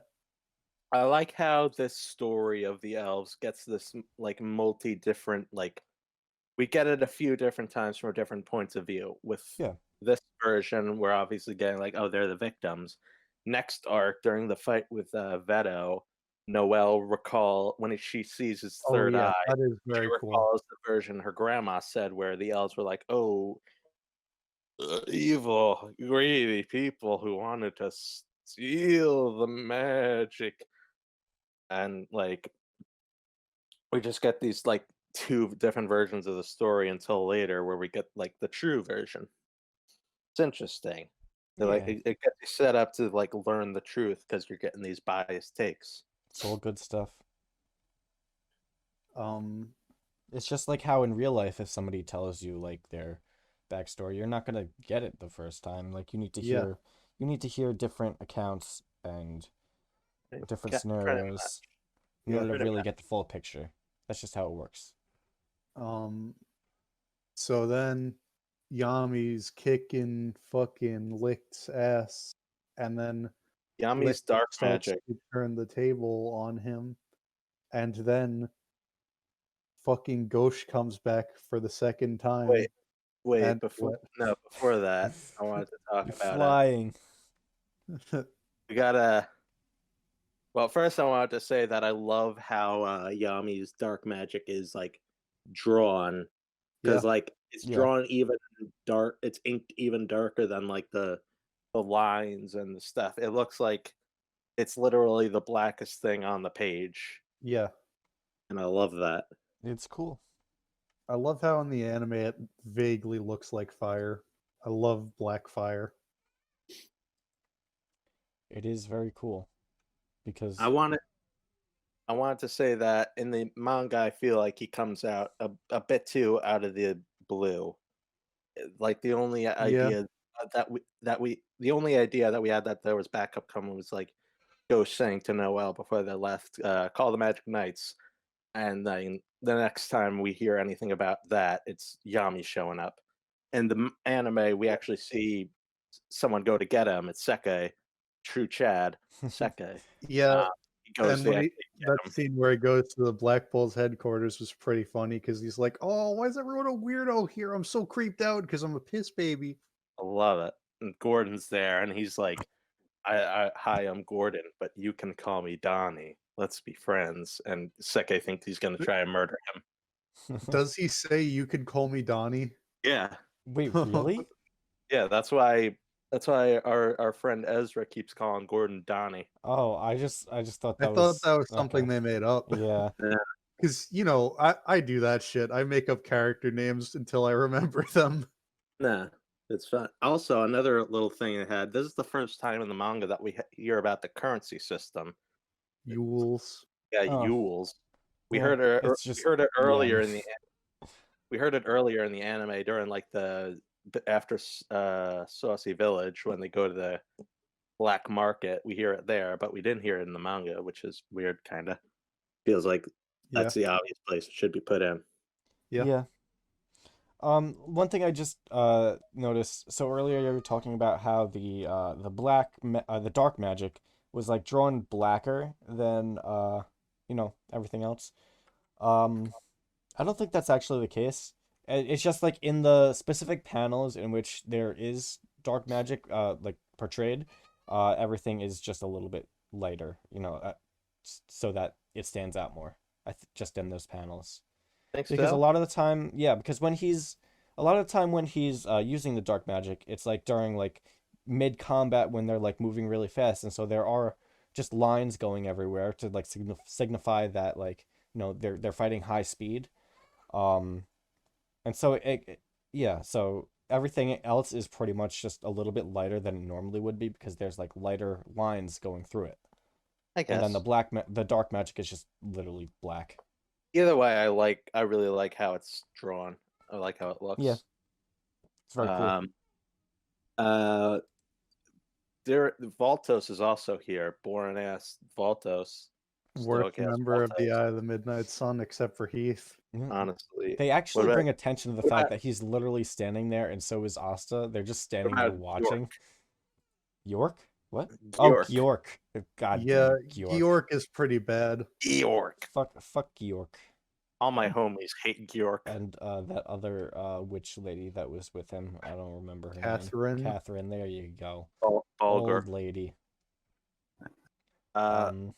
but yeah, I feel like a lazier manga would have just kind of just wasted his presence there, Voltos. But like we get a little fight between him and Asta, which is Yeah. good because it keeps Asta in the action without having him just like be Watching. good enough. Well, it not having him watching and not having him be good enough to keep up suddenly because he needs to stay in the action because he's the protagonist. Yeah. It's a good thing and it helps us. It gives us a good way for him to like get the hang of Key, which is a new Oh, yeah. thing they're Dude, introducing. I like Key so much because Yeah. it's Honestly, like yeah. Asta takes a massive like he's like lower on the level just because he doesn't have that magic sense. But Key is like literally the same thing except better. Yeah, it's his workaround, and because he needed a workaround, he found something better. Yeah. Well, obviously it's better if you can also sense magic, but it's still really good. Yeah. Yeah, Well, it's like you can like sense it. You can sense like feelings and shit with Key, can't you? Maybe if you're really advanced, possibly. I it, don't know. I swear it's they say that. that I don't think they say it, but like Asta like feels it. Like he feels wait. like, oh, there's a really angry Key, or his Key felt sad at the Well, end. No, wait, yeah, I know what I'm thinking of. yeah. They don't say it until Yeah, after the it resurrection comes. arc Yeah, because it's come up in the manga, but I feel they have definitely said you said something like that before. Like Yeah, I, well, it makes it's just sense because covered. if you're like if you're just like giving off like a natural like aura of like He is strength and he is an confidence. he is just a sensory thing here. Asa's literally doing a vibe check. Yeah, it's oh yeah. my god, he is. I don't think there's nothing like supernatural about it. And he performs another vibe check because by punching Valtos in the face, Yeah. because he has Well, a fun little strategy of jumping through a portal and should just clobber him. also, just with Key, um, it it makes sense to me that Asta's able to pick it up like pretty quick, like Yeah, he's never because had magic to rely on as a crutch. well So because and also because he's done this before, like oh yeah, definitely. Yeah, he's had I'm little pretty sure inklings they of this addressed that. before, so like it's clear that he does have some sort of affinity for it. yeah, they bring up a few times where he's like felt something, like when he found Valtos in the corpse pile in the last arc. Yeah, like it's not like completely unprecedented for him to Yeah. kind of have this ability. Yeah. Also, a big thing that that's going on in this arc is the whole idea of surpassing your limits. That Yami is kind of like putting forth, and is also important in the next arc. Very important. It's a big thing whenever Yami's Yeah. involved. That actually reminded me a lot of in Dragon Ball Super when in the Tournament of Power, where like the whole idea of Goku is in that arc is like surpassing his limits and getting like Ultra Instinct and shit. And Well, that's so always like that's the constant thing in Dragon Ball Z. I think what you're thinking of just when they really just like I think it was it was a all lot out more with it, focused yeah. on in the Tournament of Power.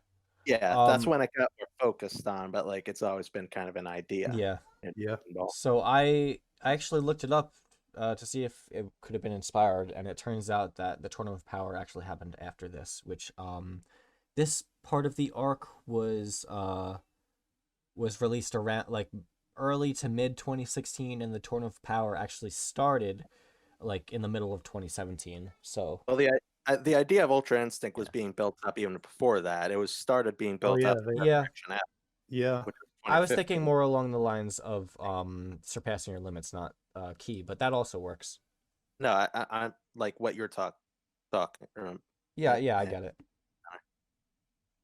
We're talking about again, Voltos. Voltos did a Gets- thing. Oh yeah, gets yeah. a- Asta beat the shit out of Voltos. It's and Licht gets really really mad about it, which is kind of funny because we see later that he doesn't actually care about Yeah, what Voltos, is up with Sally, that? and Radiant. Like, Yes, it's part. is he just trying to play a character, but it seems so genuine? So like, what? I don't know. Yeah, it's got to be that. I don't. Yeah, but Really he seems so genuine about like. He's acting. It's deception. Yeah, I don't buy it. it's weird. I It's a weird do little. not buy it. It's a weird little thing in Either way hindsight. you look about it, I was genuinely upset when he like abandoned Sally and them. That Yeah. was a kind of a heartbreaking scene, which I guess it kind of builds up like that being heartbreaking by like Yeah. he was like really focusing on how they respect him and how he seemingly respected them and cared about them, and how he just breaks all of that in just one swoop. Can I just imagine how I love it how Yami gets creeped out that Asta was able to pick up Key so quickly. Yeah, man. What are you, a freak? Yeah, Get away from me. Ew. Touch me. I know I invited you to this magic squad and everything, but damn, what was I on? You're a weirdo. Asta, you're a freak. You're a freaking freak. Mike, why do you keep sounding like Joe Swanson? I don't know. Are you secretly the love child You're of a Joe freaking Swanson? freak. I don't know. Are you secretly the love child of human toilet quagmire? Human toilet quagmire. Show it again. Show it on screen again. I just did. Why are you telling me? Guys, we've been talking for like 2 hours and we have another arc to do and we're not even done with this one. It's all cool. We're almost done. Yeah. I like I wanted to talk about Licht's like little speech about his reasons for his actions. He talks about like the distortions, quote unquote, of the Clover Kingdom, which is like all the classism, all the shitty things that the story has portrayed as being shitty. It's a noble goal that people like Asta and Julius also have, but it's been twisted up by revenge. So It's- Mike, it's a reflection of their ideals. It's a reflection. It's like how the third eye are reflections of Yep. Clover Kingdom ideals. And how Mirror arc. Yes. It's all reflections. Mirror, what's behind you? That's this arc's thing. It's all reflections. Oh my god. That's I didn't- crazy. Mirror, I didn't mirror even- in my ball. Think about that. Because Mirror on the wall. Niche and Borrow are reflections of Gauche and Marie. Who's the dankest one of all? Yeah. There's also a little bit going on with like Noelle and Rebecca kind of having this little bit of rivalry. Yeah. Um, That was the dumbest part of the arc. yeah, Yeah. but I love yeah, Noelle. That was the worst part of the arc. yeah. At least she has next Um, but yeah, what I wanted to say about Lick's like reasoning and goals and stuff is that like I think that that's what makes him and the Eye of the Midnight Sun really good villains is that they and the heroes are kind of working towards the same goal, but for the villains it's become more about the revenge aspect than actually changing Yeah. anything. Same way with well, I don't think it's kind of like they see the same problem in the world, but they go about it in a very, very different way.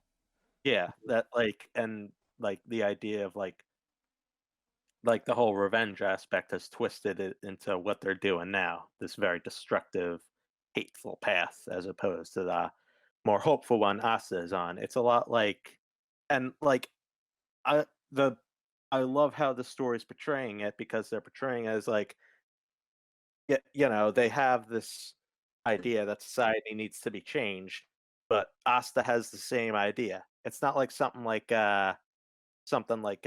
My Hero Academia with the League of Villains. With them, it's like the heroes don't want like the heroes like Midoriya and Bakugo and All Might. They don't really see the need for the society to change, They just want to make but it to number one. That's all. pretty much. And the League of Villains are like, we want change because this, and this reason, and it's all like valid reasonings. But then they're also like, also, I'm going to kill this child. So now the heroes must be like, you are bad, and your whole ideology is bad. Nothing will change because we say so. But in Black Clover, both sides are working towards the same goal of taking down this classist regime. It's just a matter of going about how to go about it, and that's where the differences lie. Yeah, I think it's a lot better because it's like they're they're not disconnected. Like they're rooted to the same, you know, I did, cause and ideal. And yeah. fuck, I lost my thought. But like in My Hero Academia, like I don't think it's like necessarily a worse way of doing it. It's just a different way. But I definitely prefer it in Black Clover where it's just they're coming from the same spot, and so you can understand the bad guy and the good guy in the same at the same time. Like they're But at the same time, it's obvious that the good guy is going about it like the right way. yeah, and you just want to see how they accomplish it and how they differ in the end. Man, I love Black Clover. Yeah, That's why we're doing this podcast. Me? I love that when Lick's charging up super final Buster Cannon. Yami's like, "What to do now?" I'll leave that for the Yami 5 seconds from now. Yo, I love it. Yo, peak Yami moment. Love that. I And feel like half of this is just us gushing over Yami. uh, he deserves it. Yeah, he does. Dude, he's the ultimate culmination of fucking mentor characters. Honestly, yeah. And And then he's funny. yeah, honestly. And while that's happening, we cut back to Gosha in the village. Sister Teresa almost died to Licht, but she's feeling okay, and she gives Gosha some magic for him to go back. And so do all the kids, and so does Nij, who went back too. And this is kind of like where Gosha's development for this arc, it kind of like got finalized with him using his magic eye on Asta, but this is like where it got the cherry on top. This is where it caps off, kind of, and he's able to lower his head to Finral and ask him like, "Please send me back so I can help them." His character's kind of stagnated, I feel. Really, After that, yeah. Like after the thing with Hosta, I mean like I feel like this was a nice little cherry on top to his development, okay. where he's able to take the he's able to take the magic energy of others and use it to save the day. He gets teleported back by Finral with Finral, and he makes a big ass mirror Yeah, because dude, that's elemental powers. That was cool. Mirror attract light. that was like the hypest fucking that was so hype. I don't even Just like fucking Ghost now. appears there. That Yo, was that's like in Smash Bros. When you play a character who has like an attack that has like a reflector for only a couple of frames, and you fucking nail the timing perfectly. totally. Yeah, it's very cool. Um, That's when Lix gets defeated, but then shock horror, the third eye shows well, up. hold on. What? I What do you wasn't done want? talking about that thing with Ghosh. Oh, sorry. So No. fucking what was I just trying to say? Oh yeah, what are the implications of like them being able to give Ghosh magic energy? Like this never happens at any other point in the series where people could just give Um, other people magic energy, and I feel like I feel like it should happen a lot. Don't they? um, the only I other can't time I can think think of of. is the magic healing pod that Solid uses on Asta. That's a That's magic kind of item. similar. Well, you're not Same solid. It idea. was Nozel, but Oh yeah. that's Well, a magic item that heals people. It doesn't give them magic energy. Didn't it? Well, okay.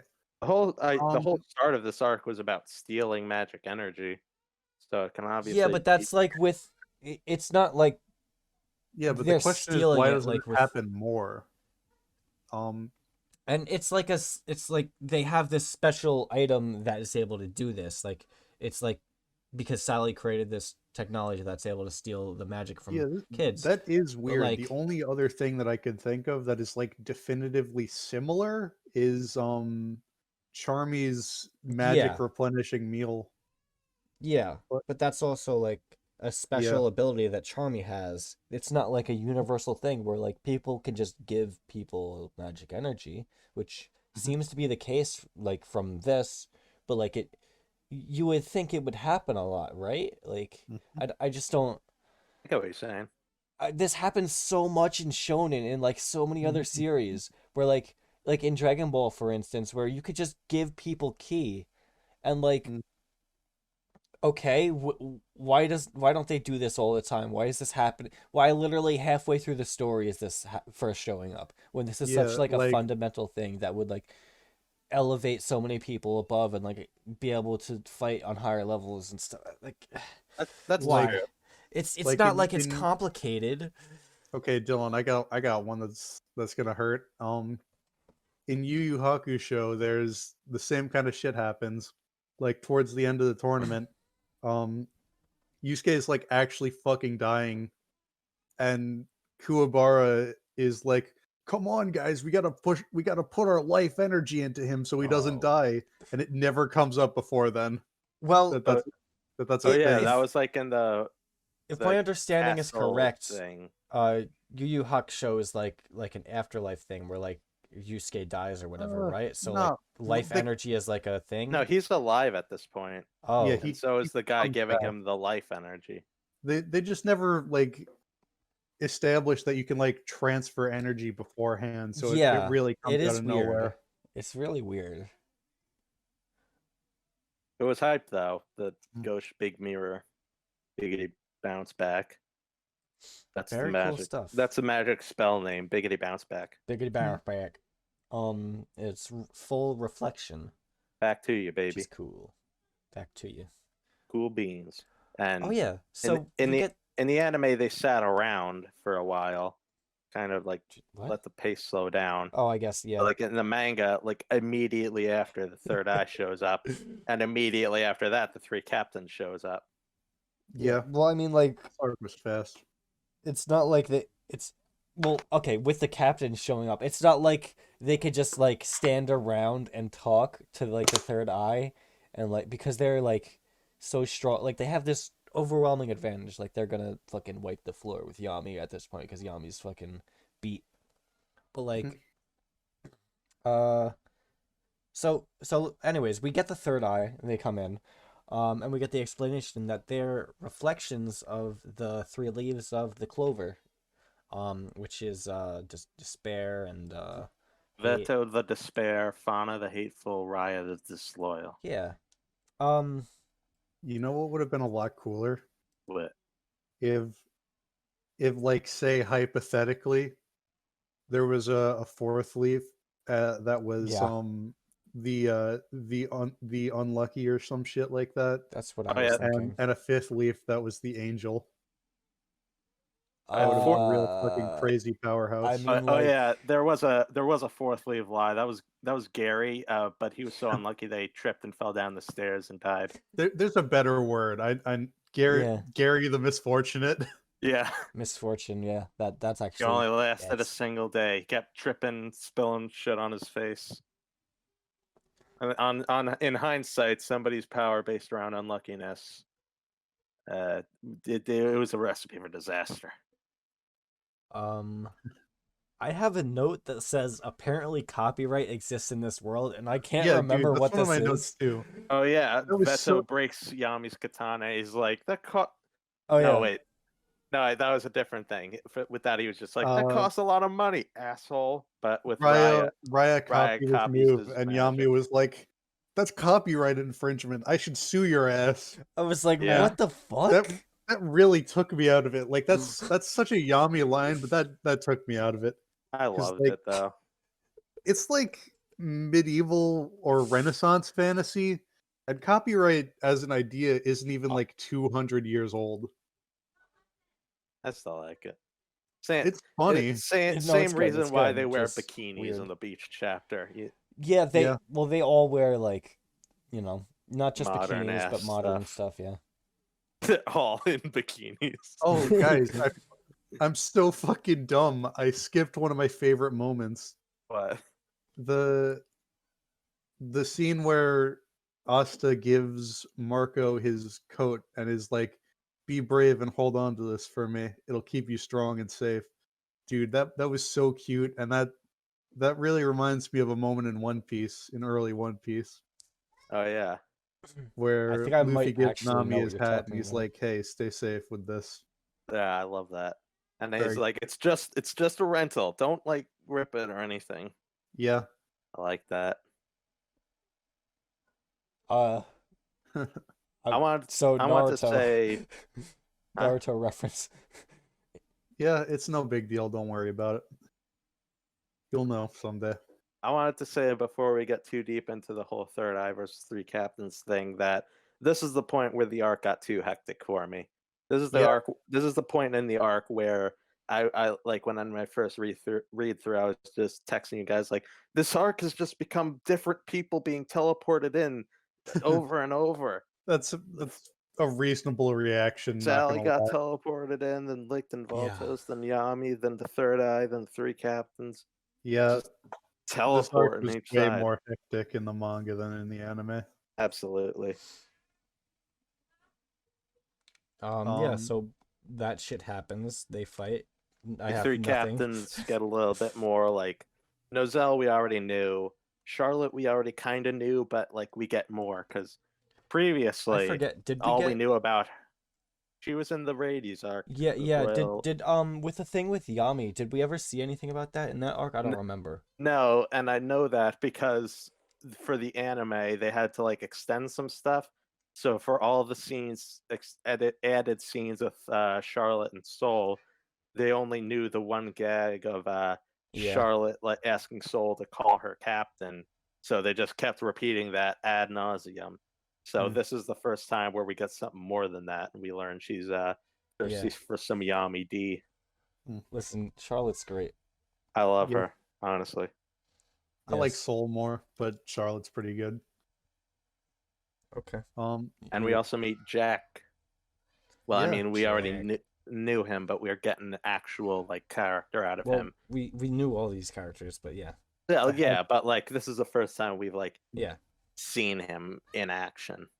I had Good one singular note about the three captains fight, and it's, oh cool, Jack's attack name is Death Scythe. Like that reminds me of Soul Eater because I just watched that, even though it's probably not a direct reference to that or anything. Well, it actually Nah, it's not. could be.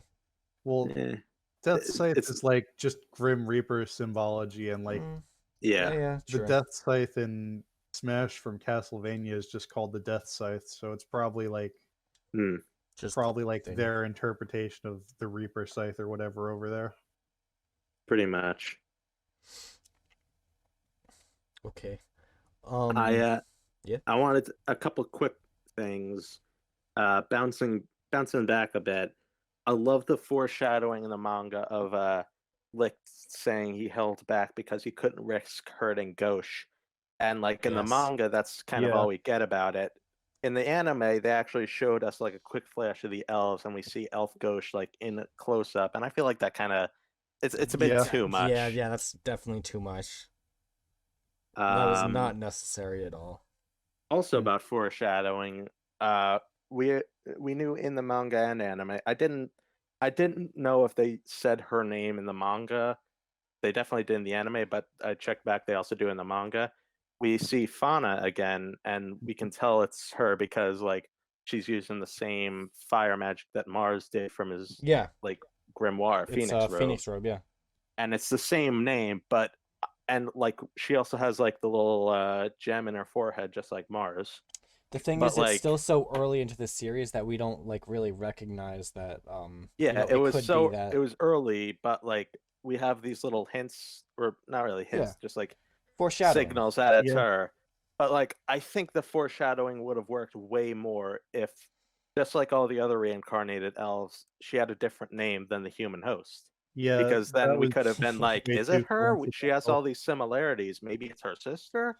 And then we get to Witch's Yeah, Forest arc, and Mars is like, that's Fauna, even though she has a different name. Yeah. Dude, Honestly, I thought the deal with Fano was like too dumb and convoluted until we saw more reincarnations Hmm. or resurrections, I mean. yeah. Um, I also I also like two more little quick things. I like that Raya as the disloyal has copy magic because you can't Oh stay yeah, loyal to one specific type. that's good. And I like that even though I'm not a huge fan of having the third eye like actually fight here because I feel like it takes away from the gravitas of their later appearances. I like that we see that one of them has a nature sphere because having that Yeah. already set that up, it's cool to see another. And since we already know how strong the wind one is, so we can see this fire one and be like, oh fuck, we know because we know that's strong. yeah. Yeah. It's like they're scaling people to each other by like having things that we recognize, characters that we recognize, abilities that we recognize to like Yeah. scale them to this certain level. This Hmm. is like a very common thing in shonen. Like, Yeah. yeah, it's just more shonen shit. Hmm. Uh, I like that. After Lick gets another hit and his like his seal on his magic starts to break, they have to like reseal him, and I like that it's foreshadowing his fight with Julius because that's when the Yeah. seal comes undone. Yeah, that is very cool. I like that. It also shows it's also a foreshadowing for when what's his name? Vetto Beto. and Fauna, they do this later in their arcs. They try to do like a taking Yeah. you with me big explosion. Yeah, this Yeah. is like an ability that they have. Man, Raya's very cool and I love him and it sucks that we never got to see him go all out. Yeah, he should have gotten like his own arc at some point, I think. I mean, hey, maybe he will. Manga spoilers, manga spoilers. Yeah. Yeah. Also, we actually I completely did not catch this like ever before this rereading of the series. I never caught this, but Licked actually refers to Asta's swords as, their names, Yeah, the Demon The Slayer and Demon Demon Slayer and the Dweller Demon sword. Dweller. Yeah, I thought the first time that was ever referred to was, later in the Resurrection arc. Hmm. But apparently we get them now, which is cool. Very epic. Anything I'll, else for the fight? I like that Nozel is one of the three captains that shows up because we already kind of know him better, so it gives us a nice little familiarity. And with Nozel, he's like kind of as being a royal, he represents a lot of the problems with the society, and like as one of the most important people that Asta has to convince that he's like worthy of being a magic knight and like Mhm. actually Worth a damn, yeah. worth anything. And so like we see a little bit of him like warming up to Asta.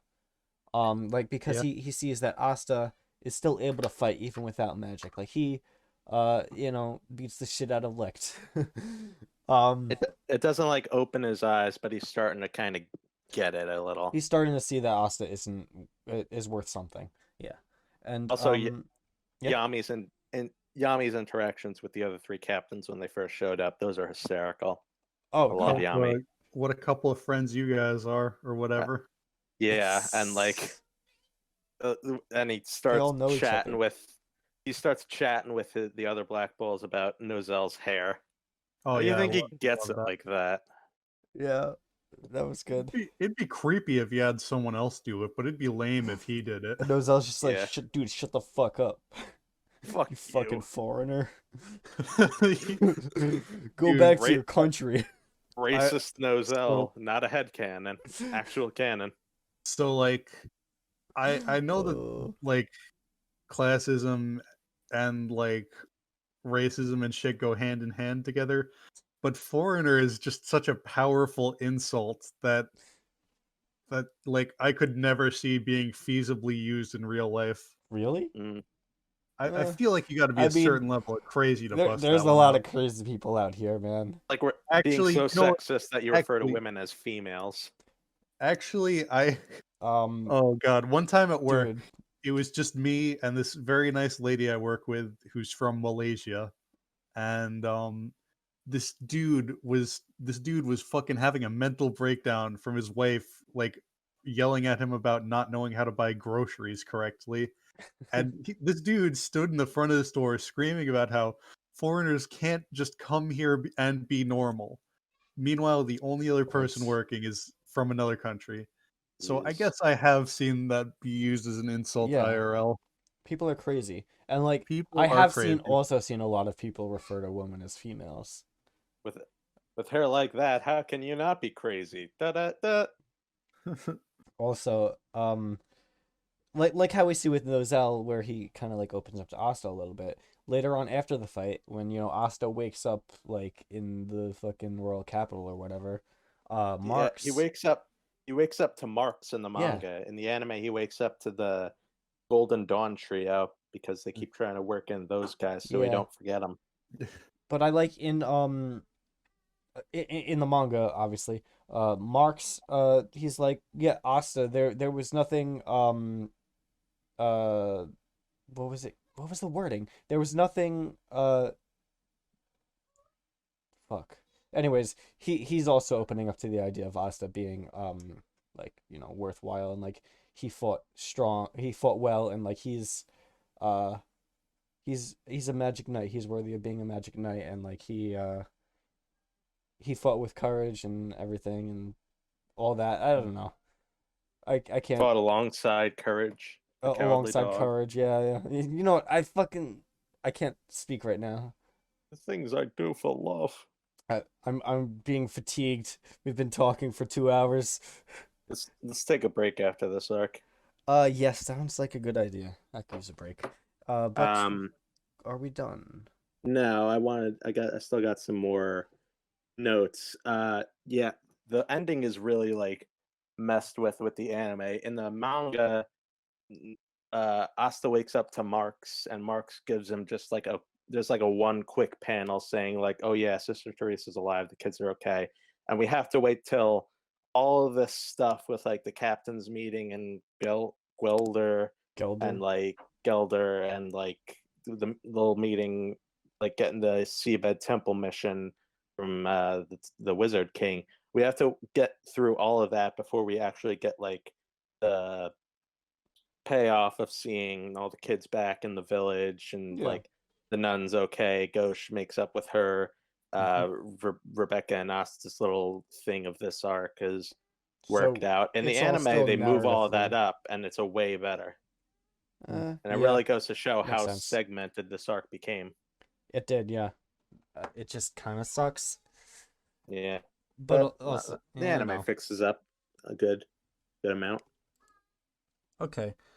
So anyways, moving on from that, To the we captain's get to the meeting. captain's meeting, and we actually, this is the time we like get to see all of the captains and like we get their names. Yep. I think this is also the first time we get all of the squad names. You know, we learn a little bit about each of their personalities, not like too much, but you know, they all get like at least a couple lines each. Yami's still the best here. I love actually, all. Dylan, Yes. Dorothy Except gets for no lines. yeah, I was just about to say that. But well, also that has we'll talk about Dorothy in a little bit. I love Yami here. I love that.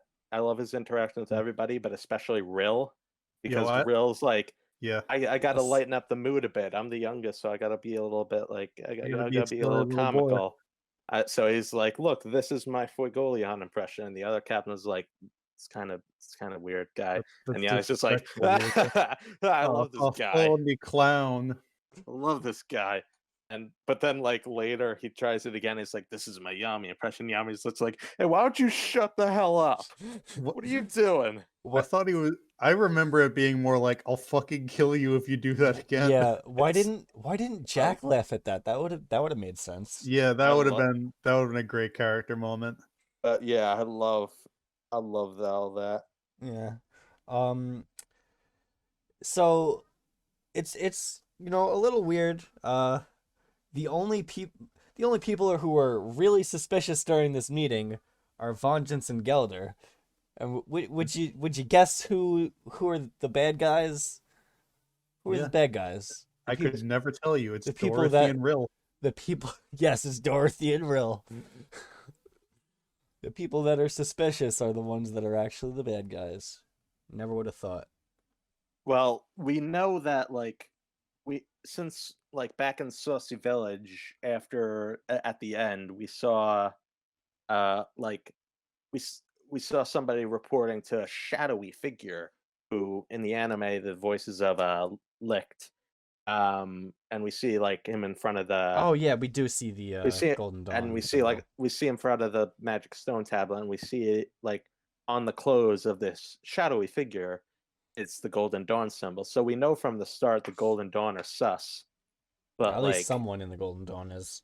Yeah, we know at least somebody in the Golden Dawn is sus, but yeah, this time it's kind of like a red herring because it's actually Gelder. Yeah. But I didn't know how to pronounce his name last episode. I called him Gueldre.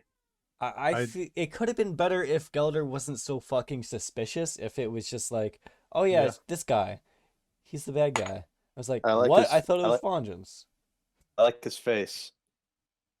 Gelder's face. It reminds me of Kurasuchi's face. He's so ugly. It reminds me of Kurasuchi's face. It's fun. He feels like a One Piece character. Yeah, I think we said that last time. He looks very we cartoonish. said that about Baro.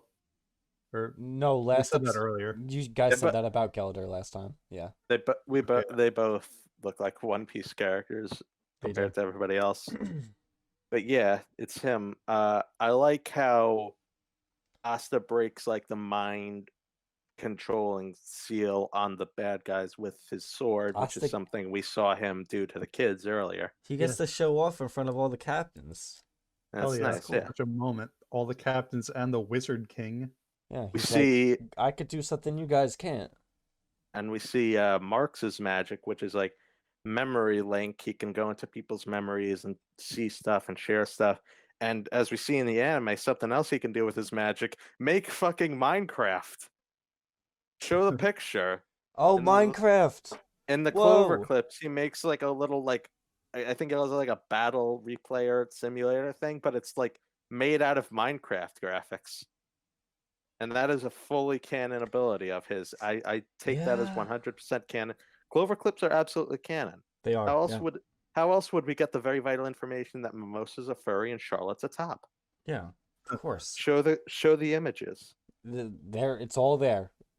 Do what you will with this information. That's right.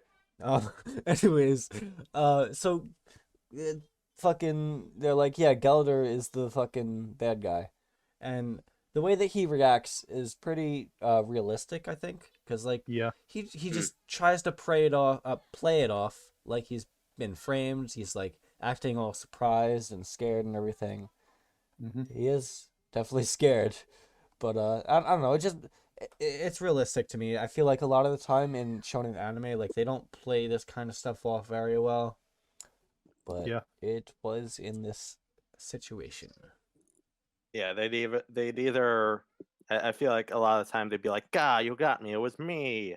But I like was the he bad guy actually, all along. it I'm fucking it evil. it was me. But like I like how he played it off where he obviously got nervous, but he's like he had a reasonable like counterpoint. Like this is a setup. Which Well, I don't. Nah. The way that Yami responded to it though was actually really good because he's just like, why don't you just let us read your mind? yeah, That I don't know. I like this scene very much because like yeah. Asta gets to show off. I had Yami, one Yami more- shows Cool, off weird also. ability. I had one more note about this scene. And it's about Rill. I Mm.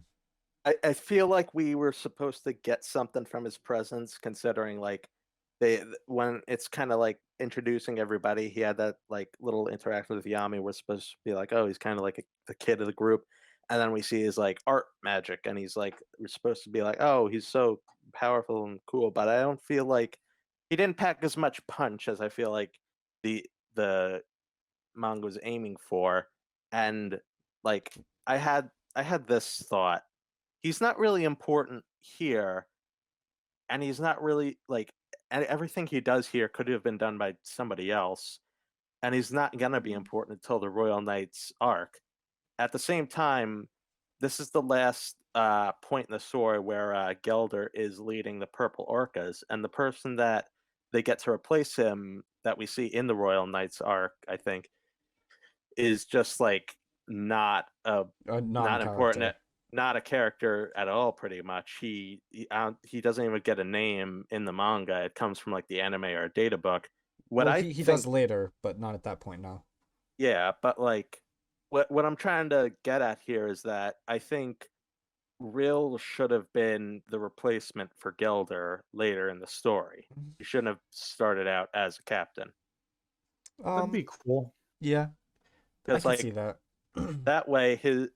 that way his need to like kind of prove himself as a captain would make more sense because he's a brand new captain and at this age, and like his participation in the Royal Knights tournament would have made more sense than just like him being like, oh, can't I?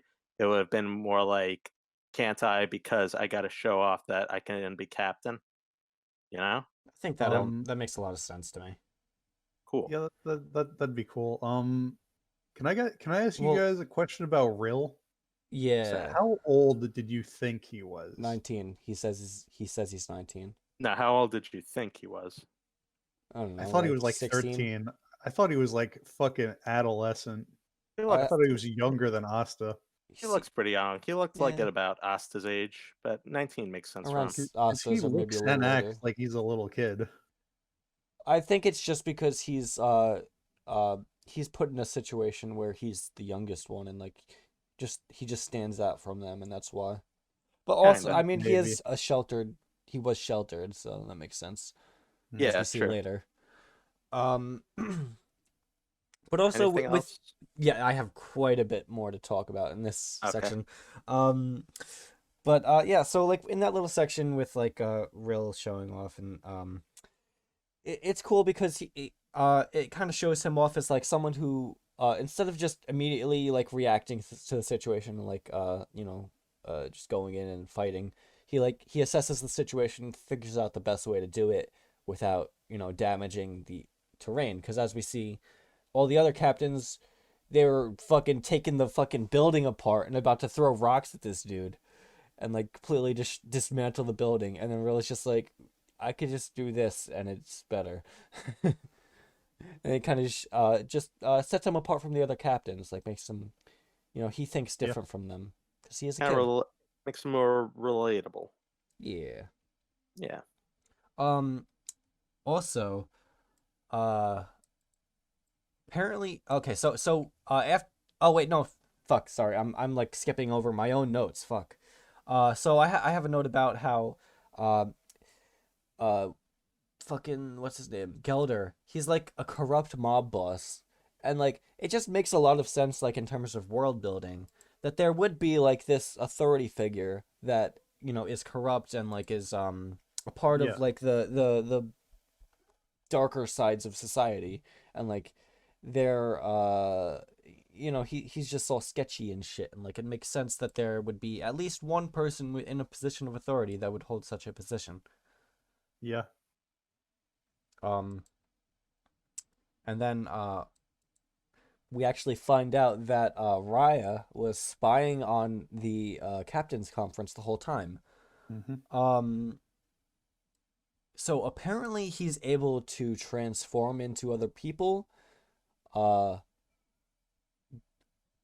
I was originally under the like, if is this just an innate ability of his Is this like one of his spells that he has, like outside of the regular copy magic, or did he mean- at some point touch Gray's grimoire or something off screen? Clearly, there's Like, a lot of what's up with this? transformation mages that Maybe. he could have hypothetically Oh yeah, encountered. they do mention later that there are a lot of transformation mages, but that Gray is obviously special because she can transform other things other than herself. I was under the impression that was just part of his copy magic. Yeah, that's probably the case, to be honest. Yeah. But I don't know. It was just a little weird to me at the time. It just seemed weird. And then I have one more thing. I originally thought that Raya was like transformed as Dorothy, because like Dorothy doesn't say anything. She's obviously sleeping the whole time. So it would make sense for her to be Raya, and Raya to just sit there and you know, just be observing everything. You know, spying. But like that doesn't really make sense, because Yeah, he Licht was totally Vengeance. Licht would already be able to, you know, see what's going on from inside of Vengeance anyways. Well, it wasn't really that he was Yeah, spying. He was there because Licht was That's what I'm talking about. Vengeance but was too injured. I'm just saying my original impression was that he was spying. But it makes okay. sense that because Licht was injured, because he was actually sealed up by the other third eye, like they sealed him in a crystal, which I never realized until this reading, that he was literally sealed in a crystal. But you know, it was definitely Vengeance, because he was transformed as Vengeance, because there's a panel where right before like when Raya shows up, there's a panel like before we actually see his face. We see like a boot, we see like him walking, and there's a boot, and then he transforms back into Raya, and like that doesn't really make sense, because as if you look at Dorothy's like design, she's wearing like a skirt, like a long skirt that's like No, would it's be not. covering it's a the cloak. boots, or whatever, something that would cover her shoes that you wouldn't be able to see, or at least Cover that, at the yeah. very least would be in frame in that panel if that was the case. But it's definitely Vengeance, so yeah. Also, it makes sense because he wasn't trying to beat the shit out of Gelder. He was him and Dorothy were literally the only ones that weren't trying to fight, you know, beat the shit out of Gelder. And it makes sense because I mean, I don't think Raya would be able to even use magic while he's Sure he can. transformed.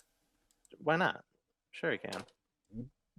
Don't you think that's a little OP to be able to transform and then be able to use any magic spell? Well, he's supposed to be OP. He's one of the third eye. I don't know. I think has to be some kind of limit, but Yeah. Maybe. And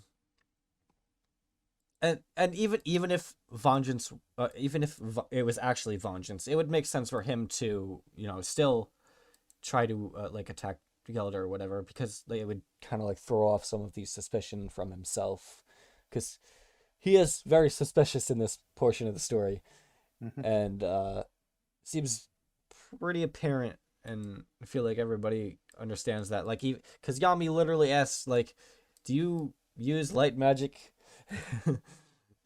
And I mean, like, nobody like really says anything, but obviously they all like understand what Yami's getting at. Like, he is Right. Vengeance is a little suspicious here. That's pretty much it for me. Okay, let's continue. We're It's time continuing. for the Under the Sea. Under the sea. Under Yay! the sea. Everything's Yeah. better. So like they Down right away. where it's What? wetter. Okay, so anyways, right away they go right into well, we're picking off from like the end of chapter 56 where like they actually um you know the Wizard King is like yeah, so we learned about this underwater temple where they have a magic stone and Well, they it's a didn't learn about the temple. They oh learned yeah, the that strong magic and that region. they're going after. They learned that they're going after the magic stone. So Julius says, "Go to the underwater temple and get their magic stone." Yeah. So he's like kind of I think it's Yami that explains what a strong magic region is. And this actually this came up back in the dungeon exploration arc, which was that was also a strong magic region. So it's kind of like bringing back that old concept, bringing it back here and putting a little bit more focus on it, and it's cool. They don't just forget about that, the fact that these places exist in the world. Like it comes back as a plot point. Mm-hmm. Yeah. I like it. And then I have literally no notes for like 10 chapters. It's cool. I've Take got it away, some. guys. So at the start of chapter 57, the narration is provided in like the form of a love letter from Asta to Sister Lily. Oh And yeah. God, Asta sure is really good at flirting. He I don't know about Hey, that. what's up, Sister Lily? I'm going to the beach We're for going all to the the rich friggin' people and beach. magic nights. And there's gonna be a bunch of babes in bikinis, and when I finally fucking save you from religion, you're gonna be my bikini beach babe. God. We're gonna listen to Beach Boys and get high at the beach. We're all gonna have fun. Have fun Come at the on, Sister church. Lily, you're gonna show me all of your cleavage. Oh my god. But first, they gotta focus on the cleavage on the gemstone that is the magic stone. You like that joke? Was that a fucking mineralography joke? Mineralography. Mineralography. Mineralography. Oh fuck. I just fucked up my microphone. God damn it. Shit So happens. yeah, they're at the beach. As And usual. this is this is the first time in a long time that we've seen like pretty much almost all of the Black Bulls all together, except for the anime, which does it a lot more. But like, Except for Gordon. yeah, guys- Gordon's not there, So which I would be like in a different show. I probably would be like angry about that, but since I know that he gets his due later on, and like him being left out was kind of like intentional. yeah, intentional. Like I can look And past that, even though I like y- myself some You Gordon. know how earlier we were talking about how they're all just wearing bikinis and shit? Yeah, everyone, Wouldn't all it of be them. great if Gordon was wearing a bikini? That would be great. It'd be pretty funny. That would just be He still got the hat. fantastic. Or if it was Gray in her like big fat guy form wearing a bikini. That'd be fun. Oh my god. Like, Oh, by the man, way, Gray's a girl. If you didn't know. yeah. Yo, do you remember when Charmy tried putting the moves on Gray? No. No. I feel like I'd remember that because that sounds Yeah, I so don't know what you're great. talking about. It's just like a brief passing line of In this Charmy arc? doing a real cute face and being like, "Well, Gray, I didn't know you were such a pretty lady." Oh yeah, That's just her being nice. yeah. That was just like No, a and then normal. it's the moves. No, the moves for her sh- is food. Food Yeah, moves. I don't think Charmy cares about people Mike, there's something She cares pretty about you tasty. now. Mike, because What? of food. Charmy cares about food, and there's something pretty tasty between Gray's legs. A hamburger she was saving for later. Oh, That's all. it's just like a moldy like Big Mac. I was saving this in my puffy pants. She transformed it into her panties. Yeah, that's exactly what happened. Yep. Boy. Yeah, the anime gives us a little bit more like beforehand they see why Gordon was left behind, and we also see the Golden Dawn trio again because Yeah, they just they gotta haven't do been that seen. constantly. Yeah, they gotta remind you that they exist, Mm. pretty much. But yeah, the beach chapter is another like bit of fun little breather chapter. We get more Seke and the Seke squad, Yeah, the Seke Seke squad. scoundrels. The Second. weird Mineta looking one asks if Vanessa and Noelle know anything about magical girls and how cool they are. So I guess that's a thing. Wait, Yeah, a cloak apparently world. magical God, I girls didn't even exist in put this, together and the so do wording of that. idols. Like, well, what? you got Dorothy. She's a magical girl. But yeah, that's another thing. Idols exist too, which is Yeah. like it got me thinking about like how when Oh my in God. anime and manga they try to like write like Western civilization, but like stuff from Japanese society still kind of leaks in because It's all mixed. It's so weird. yeah, because like like what I said before, stories are filtered through an author. What they think is normal stuff may not actually be normal. I remember reading part 6 of JoJo near the start. Jolene is like talking about how she'll be like she got permission to take college entrance exams. That's not a thing here, I don't think. And like with here you got idols, and I also had like not public group baths as part of that too for Black Clover. But then I Just in remembered general. Well, Clover that was a Kingdom special is thing. Well, Clover Kingdom is based off the Roman Empire, and they kind of like invented group baths. Oh, So it I actually guess, does but like I feel like isn't actually it does make framed sense. later on? It's like framed like that's like an unusual thing that they're doing. Like that's not. I don't know. Maybe I'm wrong. Hey guys, I have some cursed and beautiful information. Give me it. Seke's friends, the Seke squad, their names are Afro and Fatty. Really? Yes. Nice. That makes sense. Leave it. They are worthy of those names. What kind of parents do you have if you're named from the outset Fatty?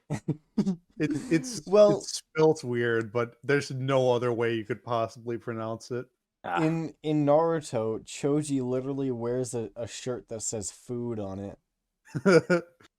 Of course he is. Because he's the fat and kid. he gets mad about people calling him fat, a fatso and fatty and shit, but he literally just like That's dumb. Oh, I see.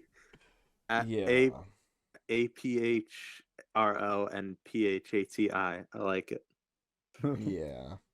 It looks like jeez. Afro and Fatty. Pretty much. Can we just forget they exist? I think the author has too, and in the manga they haven't been seen since this chapter we're talking about. Good. Yeah, but like what I was saying before, this is the first time we've seen the Black Bulls all together, and they really do bounce off each other well because we've had some time with a lot of them individually set themselves up. So now we're kind of more used to them, and we can get more excited seeing them all together. Yeah. It's been a while. Like up to this point, we've had individual arcs that kind of like focus a little bit on, you know, one of the Black Bulls. Asta, Noel, and another. We had Magna, Luck, Charmy, Gauche. Magna, and this arc, it's basically just Yami. about the Black Bulls as a whole. Like they're all together, and like we get to see them all have their all cool signature fights and like show off, and it's pretty much just it because like it's there ends up being like a almost tournament kind of game thing. And it's the Black Bulls versus the fucking Seabed people, the Temple Knights or whatever. And it's really cool. We learn a little bit about most of them, you know, individually first, and then we get them all together in like this ensemble, and it's cool. And even ones that haven't had much time beforehand still had a little bit, like Vanessa and Yeah. Finral. Well, this is like the start of like their real characterization. Yeah, Which but like it we leads still into had a more. little bit of them before. Like Yeah. Vanessa went shopping, Oh Finral yeah. was hanging out in the last arc. Nice. Yeah, they've always Everybody been got a little around. bit. They've Yeah. just been hanging out. Hmm. Yeah. It's nice. It's great because the author is able to convey so much about their characters in such a very short period of time. Like Yeah. literally, like right in the first chapter, we get introduced to them. We like know so much about them just from like one or two panels. Like it's crazy. That's the strength of like starting characters off as these archetypes. Yeah. We don't have to fill in any blanks. We just have to fill in. And It's like it's instead of being handed a blank sheet of paper, you're handed a coloring book. Yeah. You already have the outline. You just got to fill it in. And it's not like they have to be defined by these like character tropes. Like they can still like kind of have their own unique ideas and like it's so Finral is cool. introduced as like the ladies' man, but like all of his But his like story is about development. like cowardice and stuff and pacifism. Yeah, They've got little bit more going on than it seems at first, which is And very that's a- good. Vanessa's like the drunk, but like her whole thing is about like freedom and like fate and stuff. Good time, but and like this is really is the arc where it becomes like the ensemble, like the Black Bulls become the team that you really want them to be. It becomes the ensemble you want to see. Yeah. But the Like, main Up one, to this, yeah. Noelle for the arc, kind of I don't know. gets a lot of development. They all Yeah. I don't know. They all A lot do. of them get like some, like They Noelle all does. do, but Noelle is definitely like this really is like the arc where she comes into her own more than like most of them. I think she has the Yeah, the this most is probably of it. one of more Noelle's, more Yeah. prominent arcs. Mm. But also like this is probably like the first time that as a squad they are coming together, like because it's like at the same like it is Yami that unites them. Yami invites them all like to the Black Bulls because they have this like similar like outcasts like past kind of thing. But like up to this point, like they still haven't like been able to get along that well together and like work together as a team until Asta shows up. And Asta's like he teaches them like each of them like he teaches each of them like their own little lesson. Like he teaches Locke about that he wants friends and that Gosh has friends and stuff, etc., etc. And so they all can kind of like work together now because Asta's there. Yeah. He's like the uniting force. Yep. And Yami's like the driving like force behind their them getting stronger. Yep. He's like surpass your limits and shit. It's all good stuff. I've said that a lot. But let's Good though. talk more about Noelle. He is they're gonna go to the underwater temple, but they kind of need Noelle to do it, and to do it, like she needs to get a better handle on her magic power. So Yami just tells her, "You got a week, push past your limit, do that." And so she like trains a lot with the help of a new character, Kahano. That's how you say it, right? That's how you pronounce her name. Kahano. Dude, Kahano is so good. I love Kakuna. her. Yeah, Kahano is great. I learned interesting bit of trivia about Kahano online. Apparently, she's based on a real life idol from an idol group called Team Shachi. The real person's name is Honoka Akimoto, and she's a fan of Black Clover. Oh yeah, I saw that in one One of of the Q&As was like from her. yeah, that was cool. Yeah, and that's nice. And she's a very fun character. She's introduced like singing because she likes to sing, and like yeah, it's like supposed to be this like hauntingly beautiful song, but then like when she notices Asta and Noelle, she's like, "Eek! Oh my OMG! Did you hear that? So embarrassing! Lol!" She's Oh so my God. fun. Lol, was so so dumb. random. Um, and it turns out that like her dream of being this like idol singer, 'cause idols are a thing in Black Clover, is like mainly fueled by she wants to be rich, and I like that. It's Dude, not even her joking. After she uses her magic to heal Asta's like training fatigue, she charges him money. Man, It's Yeah. normally fun I wouldn't care a whole lot about this one singular like idol, trait. random idol, but I really wonder like how much she did inspire this character. I don't know. Ah, I'm not interested enough to actually look it up, but that's cool.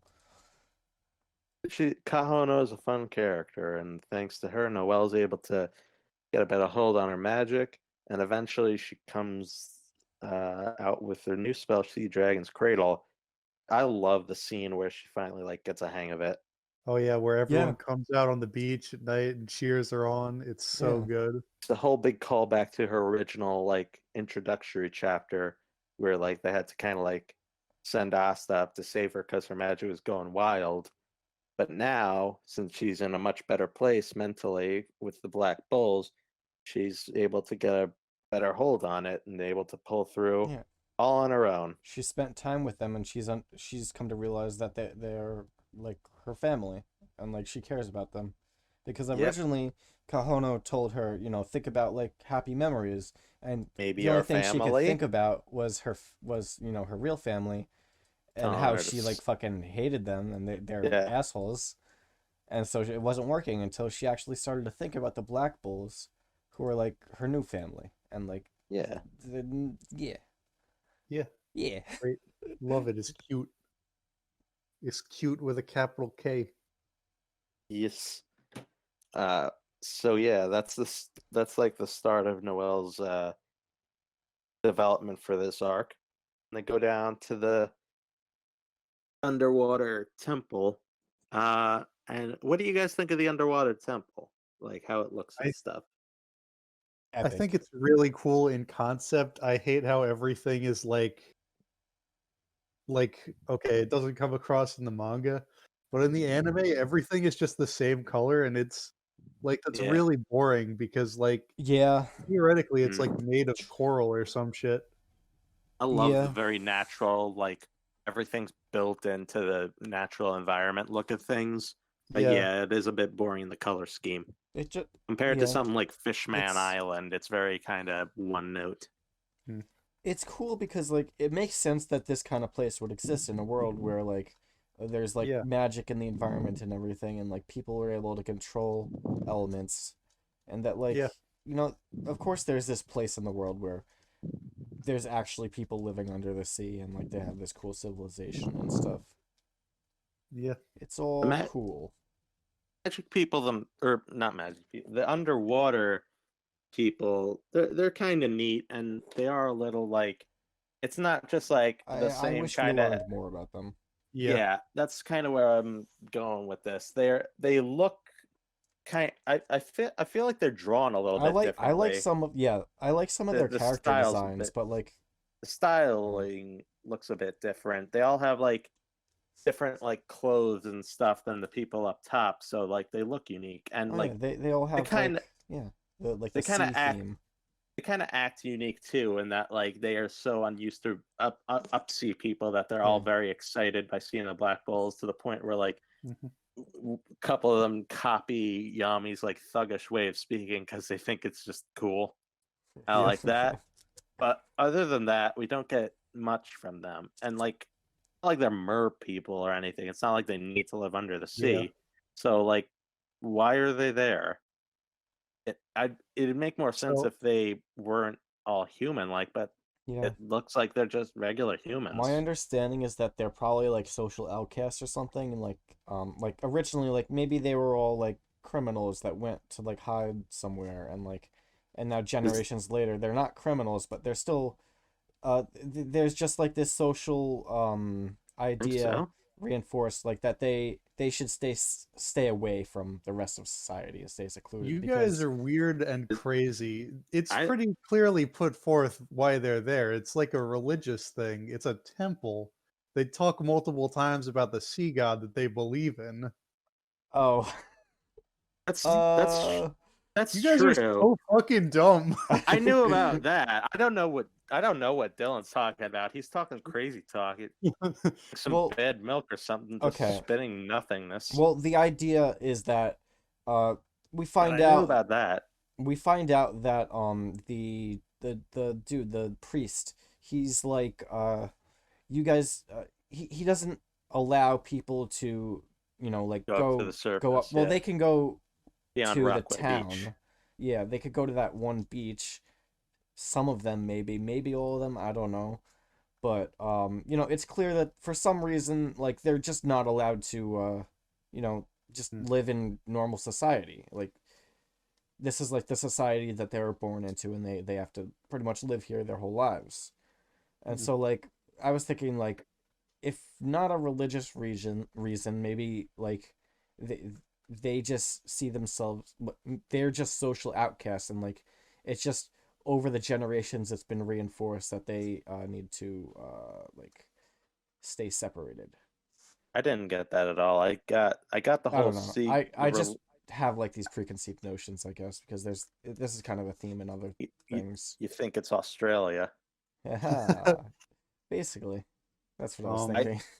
I got the religious aspect of it, but like, I don't get like, how did they get there? When did they go? Yeah, Like, how? what? Like, Yeah. it was so What's crazy what's for the them to. reason for keeping things separate? Mm.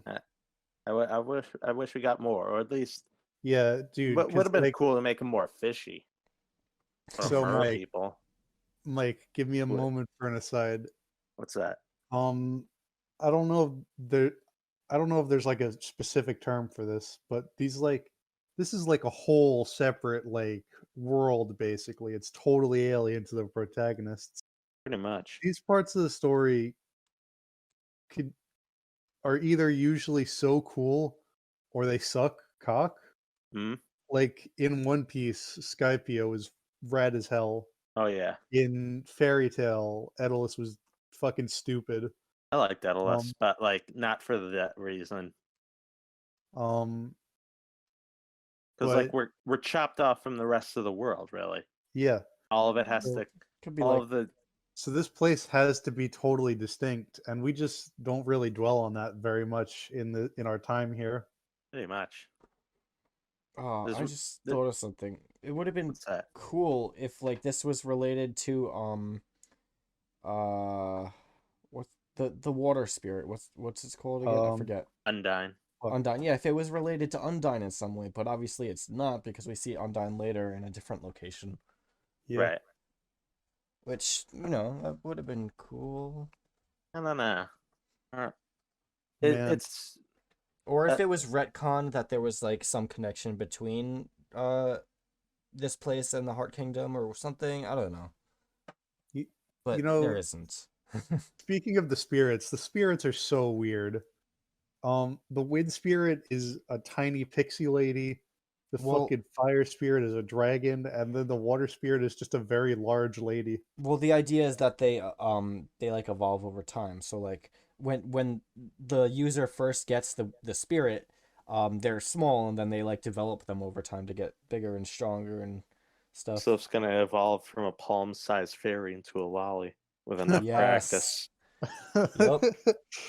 Ugh, That's Turn it. into a We by the need end of the this. series. By the end of the series, she's gonna turn into a fully sized babe. Yeah. You That'd be heard it cool. here, folks.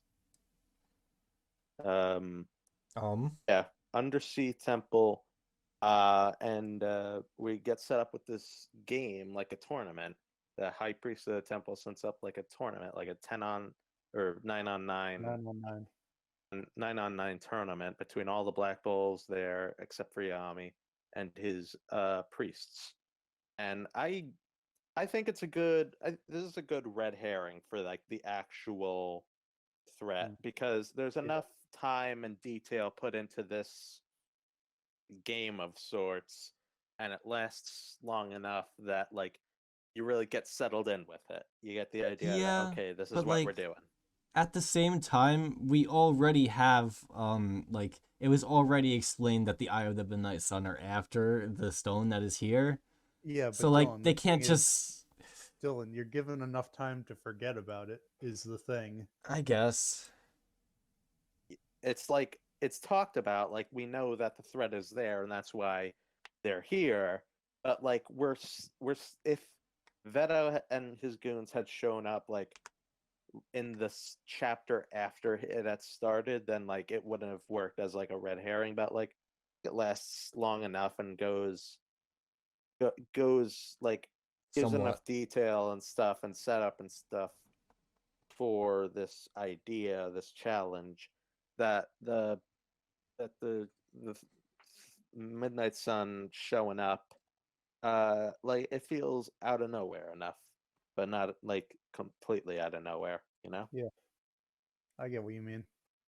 We also get a little bit more, but we get two little growth parts with Asta and Noel with their opponents, Kyoto and Kahono.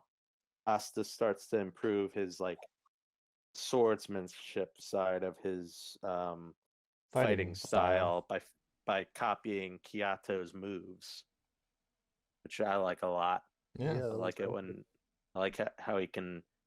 I like it when shonen heroes kind of like pick up skills from watching other people instead Yeah. of just Yeah. sticking with the one thing like Like Ichigo in or no in Bleach, Ichigo's like whole thing is that he takes things from his and like it not in like terms of fighting styles, but like in terms of ideologies. All of the enemies he faces, he takes something from their ideology onto himself. but I'm talking about fighting style. Like Ichigo's Yeah, but like really the fighting style is kind of a reflection of their character. yeah, I know. I'm saying that like he kind of keeps the same fighting Yeah. style the whole time. I like that Asta's kind of like taking in stuff from his environment to help better Yeah, himself, it's cool. Yeah, it's and you get a little bit more. Noelle kind of learns a bit about like fighting for her like dream from Kahono, and we also get like a little explanation of why she's had so much trouble like attacking, like controlling her attack magic, and it's apparently that like Noelle's just kind of like All right. want to hurt people, kind of. That's what Um, Kahono says. But fucking what do you want? What do you want from me? yes, but like she always hits someone anyways. She mainly Magna. Yeah, Whenever she tries to hit someone and it just goes off, it always hits Magna. yeah, but like it's doing it unconscious, So like going away from the target. I think the It's like she idea says he just happened to be standing there. I think the idea is that it's just in this fight because until this point Noelle hasn't Well, actually had the skill, but at this point she should have the skill because she's already kind of overcome it to a certain extent. maybe, yeah. So I was originally gonna put a note about that, and then I kind of realized, I kind of thought about, how it was fixed. Anyways, uh, so Oh, we get to the part where Charmy just beats the absolute living hell out of, oh wait, no, that's way later, isn't it? Fuck, I yeah, don't even know. yeah. I skipped so many chapters on my notes that I don't know where. Next is well, first I wanted to say that the High Priest Gifso, his game magic is it's pretty neat. It reminds me of like a stand or a Nen ability. It's very like specified Yeah, Oh yeah, set. it it's is. crazy different from any ability we've seen thus far. It really is, but it fits like how he's like the old like wizened mentor guy kind of. Have we seen Also, any like magic like that since then? Since, Well, I mean, Um, I think word soul magic is kind of similar, but like, which is mm, the devil's magic from the resurrection arc. mm. But I don't think there has been any other instances of magic that's like that. very unique, which Yeah. kind of fits Yeah. his role. He's He's forgot not a about fighter. him. I forgot about him when we were talking about how there's no pervert characters in Black Clover because he has Yeah. like one or two bits. Yeah. Oh yeah, but I mean, Play a game he's with just me, like a Gus. random side dude. I don't. Movie touch Yeah. game. He's a side character, and it only happens like once, maybe twice. So it's just like a random one-off thing, you know. But then again, he is also the old dude, which is Yeah. like Jiraiya or Master Roshi or something. Right. But it's doesn't happen, a lot, so it's fine. I don't care. Yeah. High Priest Gifso gets my rating of a 2 horny out of 10. Is that a 2? He Or gets is a that... 2 out an of 11? 2 for 2 horny. Yeah. Then, crashing the party, Veto shows up. Veto. The horrid Man. furry monster. Give it up for David Wald, everybody. Playing yet another big burly boy with spiky teeth that likes to fight. Give it up, people. I don't watch the dub. Well, you're dumb. Yeah. Give it up. Start clapping. Woo! I'll I can't clap. believe Gaggiel Fairy Tale is in this anime. I'm gonna I clap can't my believe 2 it's dicks Tetsu, together. Tetsu. I can't Tetsu, believe it's Tetsu, One Tetsu. Piece Pauly. Oh, Oh yeah, my One God. Piece Paul. Veto's introduction scene is pretty awesome. What I are we like even how- talking about right now? I'm talking about David Wall. I mean, Veto. But I just love comes in. his crashing the party, and at the start of the next chapter, we see like the aftermath of his attack on the beach. In the anime, we actually see it, and it really doesn't do the manga's Yeah, scene justice. yeah. It really just looks like just kind of a tame fist Yeah, fight. he's just in running the around anime. fucking punching people. Like, what? Yeah, I don't in the care. manga, we only see the aftermath, and everything looks Yeah. so fucked up. It and looks it's like he fucking it- nuked everything. pretty much. Seke's hiding behind like a rock, and he's like, "That was literally, was that a fucking monster?" In the my anime, God, guys, I he's just realized. punching people. Hmm? What? Guys, I just realized. Wah. We haven't seen our favorite characters, Afro and Fatty, in canon ever since because Veto fucking killed them. Oh, geez. Oh god. Please let that be Studio- true. Studio Piero spared them. They spared their fate. Yeah, Spare their fat. unfortunately. Oh god. Let Veto ate them. this I'm gonna be actively disappointed if that's not the case. What do you mean? They're gonna come back as Magic Knights, just like Nash. Mike, get out of here. Clevin and little girl And Marco. Marie. Marco. No, wait, it was Mary. They're not. The No, it's girl in the Marie. Rades arc was Mary, Aha! and then next arc we had Marie, and they both also kind of look very similar. Yeah. Well, we had seen Marie before then, obviously, because Kinda, yeah. like pictures. Yeah. Who's cuter, Mary, Marie, or Veto? Is that a realistic question? Answer. The answer is Gifso. His cuteness rating is too horny. He's a silver fox, fuck. Don't underestimate him. He's a Well, yeah. silver eagle, don't Veto- you know? they're just they're fighting the dude, and then all of a sudden there's just a whale. Yeah. Whale Okay. of a time. Where'd didn't this even whale come from? Oh shit, it's Veto. Holy shit. I Hide your didn't even wives. understand, like, in the manga, that, like, I just thought he, like, crashed through and, like, all that water was just, like, bursting in with him. I didn't notice, like, the whale shape. I just Really? thought he just, like, meteored in, and then I saw Oh. the anime, him make that weird energy whale around him, and I was like, what the hell is going on? Wait, in the manga you didn't notice the whale? No. Oh, okay. I thought you meant the anime because I was gonna say like No, in I the mean, it's a anime, different it was very color than the clearly water. a whale. Okay. Whale's in there, and he starts wailing on the head priest, not the high priest, the head priest. The head priest. And he says you're gonna have a whale of a time in hell. Yeah. He says, I'm gonna give you a whale of a tale to tell, except you're not gonna tell it because I'm gonna murderize you. Yo, Kyoto's and Kahono's father could have been a Iyo. pretty cool character, except he got murderlated in one shot. I think that Yeah. was the point.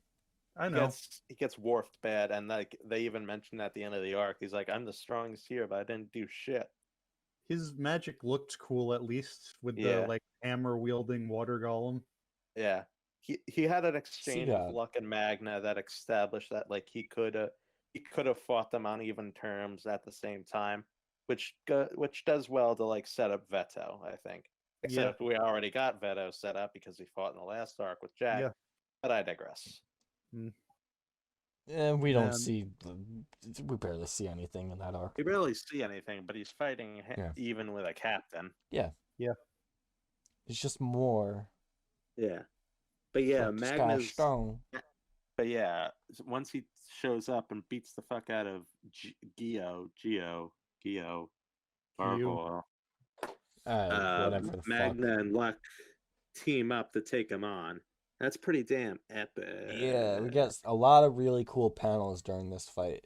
Yeah. Yeah. It just looks so cool.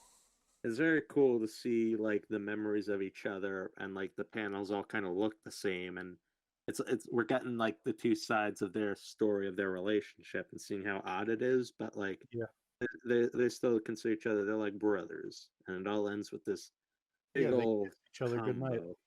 Yeah, they're homies. Yeah, they defeat Veto. No, they don't.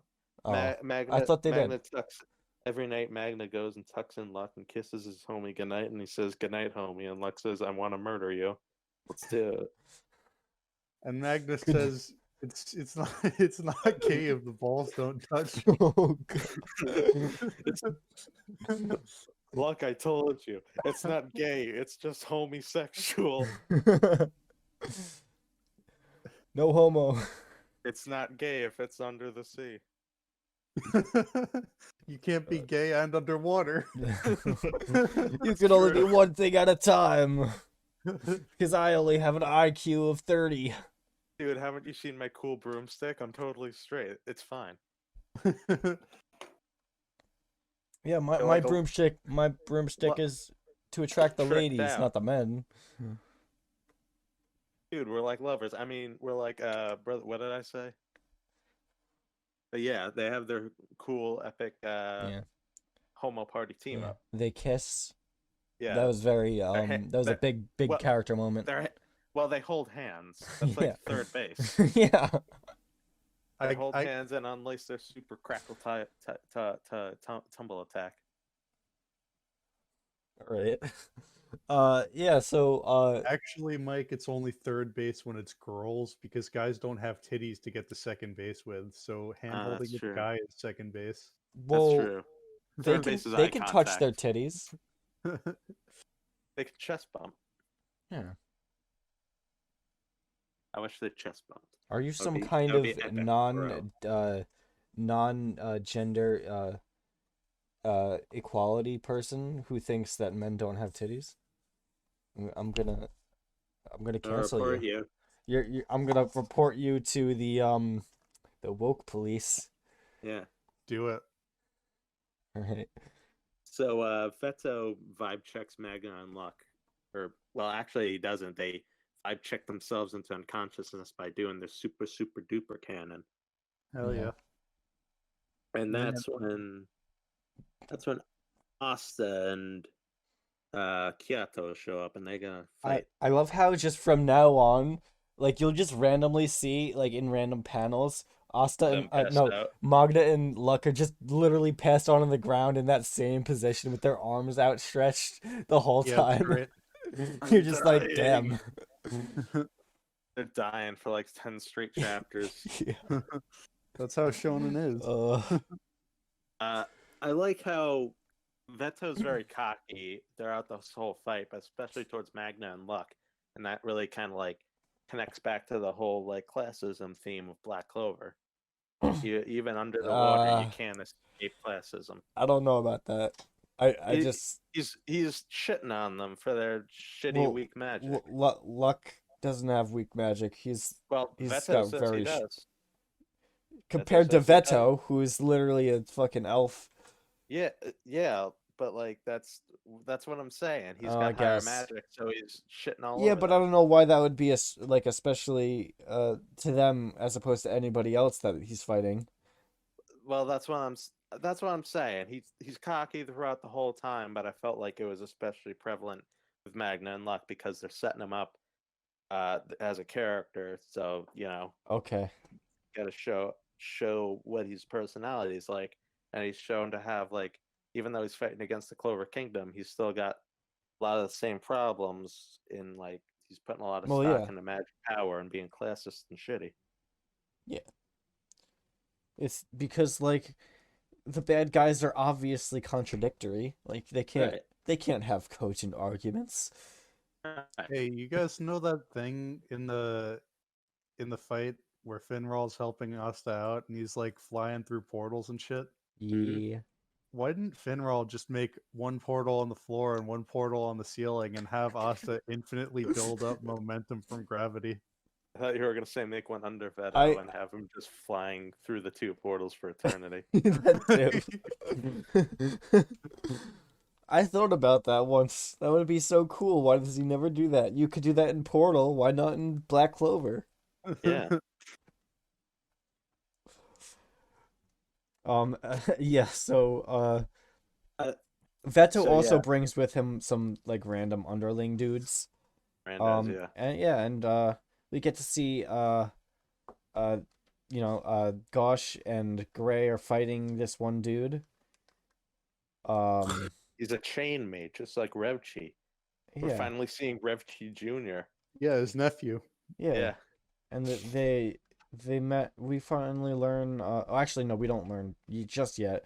But they managed to team up and be able to defeat this guy, and then they get caught by another dude who is Vines, and then Charmy comes out and Charmy beats the crap out of them. Actually, dude. he specifically had trap magic, which is cool because we don't see that again until Zora. Yeah. Mm. Yeah. Nice is little cool. setup. Trap magic. And yeah, Gray uses her power to turn a big rock into look like a big meat. Yeah. And Charlie, She makes it look like Yunos meat. Charmy gets like, I want that meat, and she beats the guy up. And That's that also Charmy's character, by the way. the food, yes. Yeah, she likes the food. She fight for the food. She fights full Yeah. of food. But yeah, And Charmy that's when seems like really fucking strong at this point. yeah. Yeah. And that's when we see Gray's true form for the first time. And she's Mhm. perfect. Yeah, honestly, Gray. Gray's great. Great. Gray. I like how the dynamic of like in that fight until that point, Ghosh had been like the sane man to Charmy's like crazy girl, but then like as soon as Gray changes, it shifts because Ghost just completely loses interest now that the action's done and goes back to looking at Marie. He doesn't even care, and Charmy's like become the sane one in that situation. It's like you're not even looking, and I like that. It shows how versatile the Black Bulls are in their dynamic, and that like depending on the situation, any one of them can be the crazy one or the sane one. I don't think Luck can be the sane one. That's true. But yeah, I get what you mean. Oh, that reminds me, Asta is always the sane one, which is crazy. There's like always like I love his reaction panels where he has like the star eyes or whatever. Oh yeah. And like whenever like someone will say something stupid or weird or like a joke, Asta will react like, "What the fuck is up with that? Why are you doing that?" I don't know. It's just it's a bit of character that I really like. I like that too.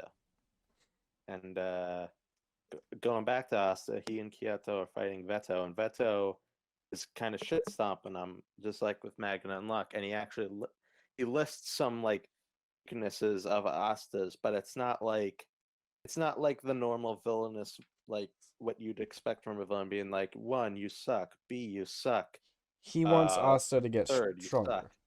suck. Not really. He's like he wants Asta to despair, so he's not just being like fuck you, I hate you, go die. Right, He's Veto. he's being more like Misunderstood. he's like actually taking apart Asta's weaknesses instead of just being like because you suck. He's saying like you have shitty range, you're bad Accept at reality. fighting, yeah, you're bad at fighting people who are like as strong physically as you. You don't have any good range, and like this never give up attitude of yours, it's gonna get you in more trouble than like You it's can worth. yeah. Because watch this, pow. So he's like, his whole despair thing isn't just about being too strong for anybody to handle. It's also about like he gets to like he gets into psychological stuff too, like here. But obviously it doesn't work because it's Asta. He's the bounce back boy. Yeah. Yeah, except now he can't really bounce back, so he has to be saved by Noel and Kaho now. Yeah. Man, I I love fucking Kahono and Kyoto. They're so fun and like cool and neat. They And work we very never see well them together. again. Yeah, We see them in a filler episode and then never again. pretty much. No, they're around in the. You're talking about the Star Festival, Yeah. right? They're in the Oh, manga, yeah. yeah, but like Right. it's not a lot, and it's expanded and it's Expanded on expanded the in the anime. anime. Yes. Right. Speaking of expanded in the anime, I have in my notes here that Charmy, Gray, and Ghost Oh, yeah. don't get involved in the fight with Veto, but since they have that little fighty chapter on their own against the villains, they're not exactly wasted. In the anime, they do get involved with the fight with Veto near the end. What do you think about that change? I cannot remember. I don't think it's that much of a big deal in either direction. They did get their fight, but them showing up to help with the big bad is pretty cool too. I guess it's cool. I just don't remember it at all. That's pretty much how I feel too. It's I could live without it, but seeing it is cool. Cool too. There's only so much they can do when the canon is already set. Pretty much, Yep. yeah. But like that's something I wanted to talk. That was like I want to use that as a jumping point about Gray. The reveal of Gray's true form here, especially in the manga, since she doesn't do anything for the rest of the arc, feels very like tacked on, kind of. Like the Yeah. author was running out of Yeah. places to put it before it needed to happen. Yeah, yes. Yeah. It could have happened at any point in the series. Honestly, I think it would have made more sense for it to happen in the Witch's Forest arc, since that actually started as like an infiltration before that kind of went up in flames. It would have been neat for them to grab Grey for it because of transforming. That No? would have been cool. Well, they But- could have still done that. But yeah, Yeah, but I mean, like, it would have been a more like, yeah, more like a narrative fitting space. place for that reveal. Yeah. This feels kind of tacked on in this arc. So like finally we get Noelle is actually gonna get her Do power something. boost again. Yeah, Sea Dragon's roar. Yeah. Dude, that was so hype the Um, first time around. It's literally legit. Right epic. right when Noelle right before she does it, Yami says the line, he says, so you finally showed up, Noelle.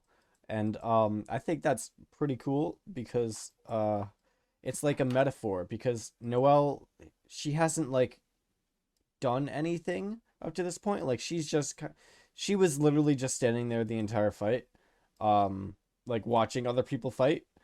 And so like this is like and this is also the first time like that she's actually fighting for herself. Like she's using attack magic. Like she's fighting as one of the Black Bulls, and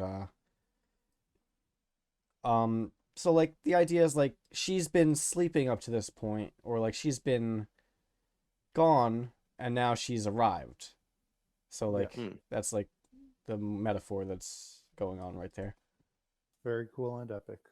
Yeah, and it comes right after like Veto like cut off Kyoto's, like more like stomped it off. He stomped off Kyoto's leg and punched Kahano in the throat to make them like fuck off on your dreams. And Yeah. Noelle's like, fuck you instead. She Sea only Dragon she roar. only like really like starts to fight when there's no other alternative, and she's like backed into a corner, so she has to fight, and she has Pretty to much. bare her fangs. And it works. She tears off his arm. Yeah, if only he wasn't a god. Pretty much, yeah. Like, Yeah. but I like that instead of doing nothing, it literally did like so much damage only to have it get Yeah. reversed. Because Yeah. I feel like that paints It- her in a much better light and makes the It has a very strong power-ups impact. has a very strong impact. It makes the power up seem worthwhile, even if it does get reversed. And it like thing that like hope like, oh, she did it, only to see him reverse it. It fits in with the whole despair thing of Veto. Yes. So when Veto so right now he kind of like unlocks his third eye, which increases his abilities or whatever.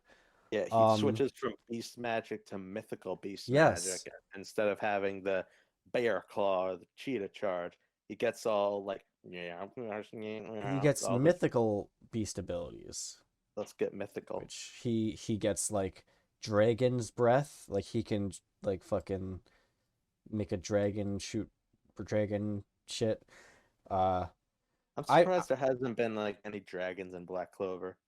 I feel Yeah. so synonymous with fantasy. Well, That's the Yeah. third saga. and like the thing where he regenerates, I feel like that could be like a phoenix thing, I think even if it though was we've already seen a phoenix ability. I think if it was a phoenix thing, there would have been like some sort of like flames with it. Well, that's know what? I looked at it and actually there was. Oh, really? Yeah, I didn't notice it until I looked in detail, when I thought of that, and there was like flames and shit. I had assumed it was like based stuff because he's doing stuff There was that what? we see the devil. Sorry, I didn't hear what you said at all. I thought it was like devil based stuff because like he's Oh, doing stuff we see the devil later do, like the big that blast, the regeneration, and he's talking all this like weird devil speak that we see later. Hmm.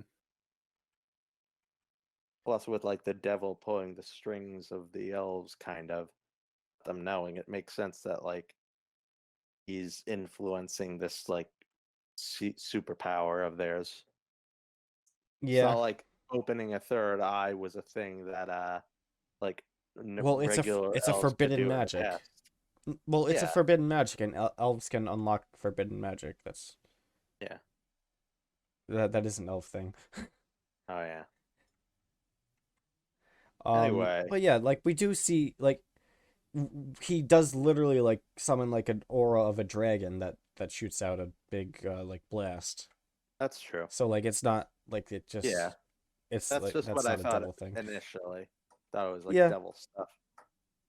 But yeah, now that he's opened his third eye, we move into like the pretty much the final stage of this fight, which is Asta, Vanessa, and Finral against him, and it's probably like maybe you could contend with like the Sea Dragon Roar, but in terms of like an So cool. extended fight scene, this is probably the highlight of it.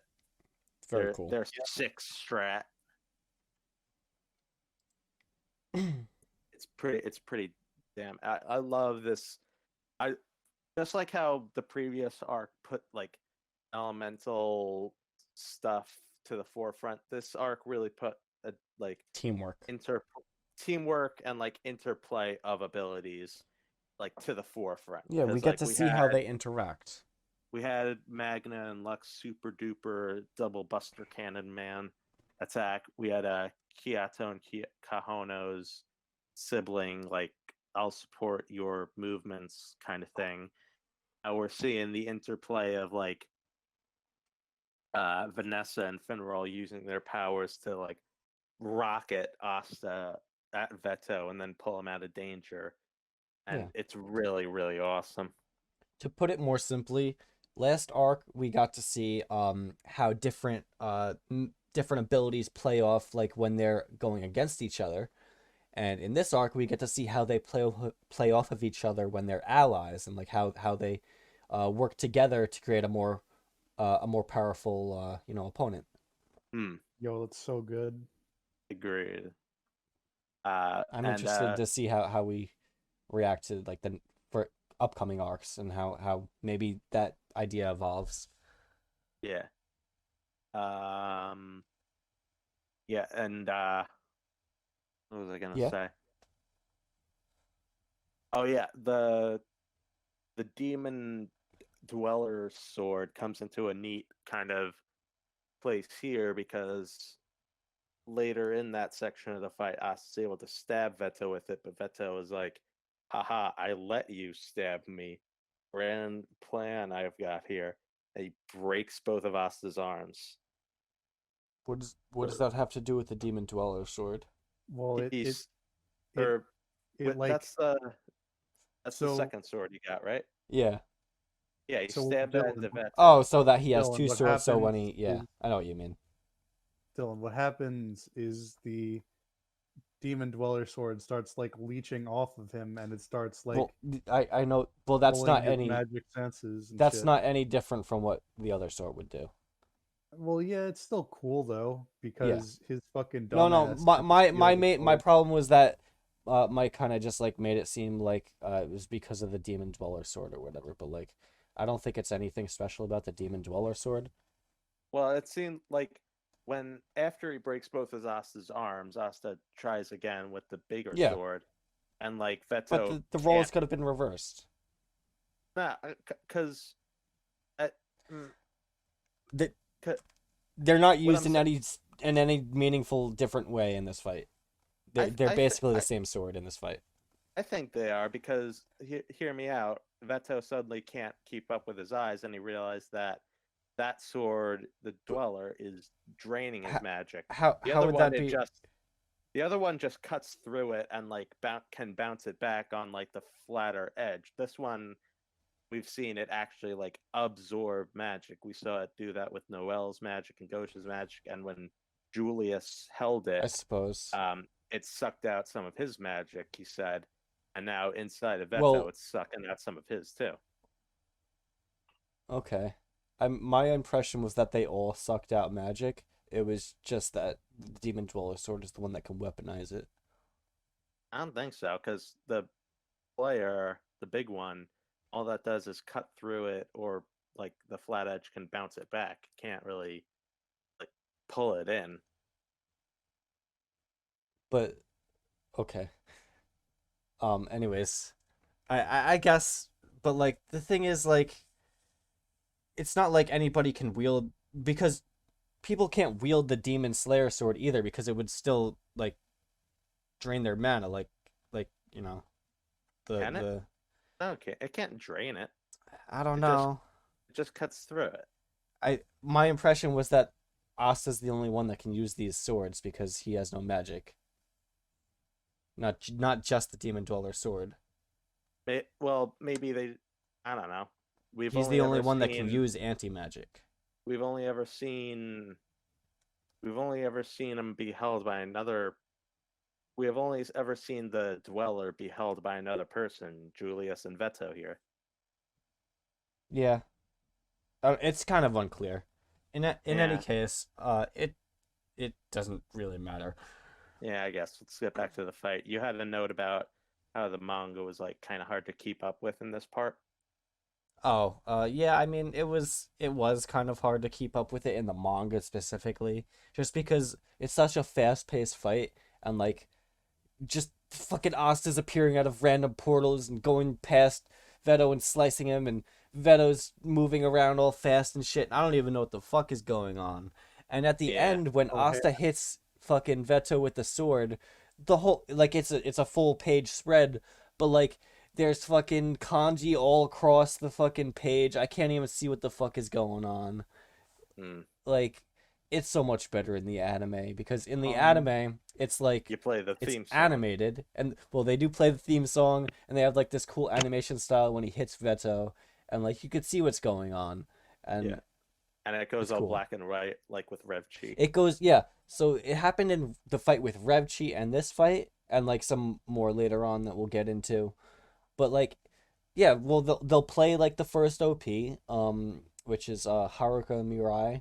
That They one. play that, like during the fight, and right at the final hit they'll do it. It'll get all black and white. It'll look like manga, but like animated, obviously, and it's just so cool. I just got to gush over it. It is very cool. Hey, Saw you it for the guys, first time last night. It was awesome. you guys know how I'm really bad at writing concise notes that make logical sense, yes? Yeah. I have a note about when Veto got his arm destroyed, and it's chapter 68. Veto just ain't got bones or organs, eh? You can see in him, and it's just void. Nice. That's just a normal thing. No, I know. I thought it was funny though. Yeah. To like point it out. But even that's not enough. He gets he he tries to pull a self-destruction, and that's when Yami comes Well, in. hold on. I got one more thing Oh, before sorry. that. Sorry. Good. Yeah. So, during the fight with Asta and Finneral and Vanessa helping him, there's like this thing going on where they kind of go through like their little bit of development. Like they're like they have to they accept Asta, and like they're asking Asta to put his life in their hands, and like they have to go through all that like to do that. And Asta from the start is already completely trusting of them. Like when they ask, can you put your life in our hands, and he's like, I've already trusted you from the start. And stuff like that's that. so good. It's because Asta isn't the one that's being changed by the people around him. It's Asta that's changing the people. Asta's changing the people around him. So he's the one enacting this change in Finneral and Vanessa, and in Noel and Gosh and Luck. He's the one that's making the Black Bulls into the best Magic Knight squad. Oh yeah. We have some setup around this time too for the next arcs with Finral and Vanessa. They're going to be going through the next arc or two. And I much prefer the manga's foreshadowing here because it's very like with Vanessa's, for example. You get like we don't know it's the witch's forest. Yeah, we just we got a don't get a silhouette. name. That's all. We just get a silhouette, and we don't know like what her past was there. We just know it was bad. In the anime, it we makes pretty you much interested. get everything. Yeah, it gets you Yeah, interested without giving everything away. Yeah, well, in the anime, we know it's the witch's forest, and we know what was going on with her, and we know how she escaped those circumstances. We don't know much about like why she was there, and we don't see that it was Yami who freed her, but like we're pretty much getting everything early. Yeah, we kind of get what's going on there. Yeah, just like with the Ghosh foreshadowing last arc, it's a bit too much.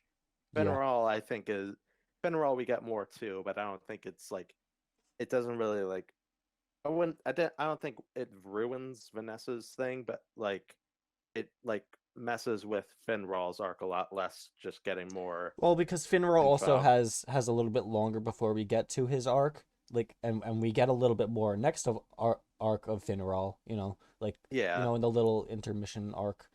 So not much being like there's so, not many yeah. big reveals with his arc, so we're not really. His is more of a getting much- gradual, Yeah. like whatever. His is more gradual, and like his whole arc with his brother and his family, there's not many like big reveals about it. So getting more info now isn't as much of like a big thing, I don't think. With Vanessa, we're literally like next arc, we're going right deep diving into that.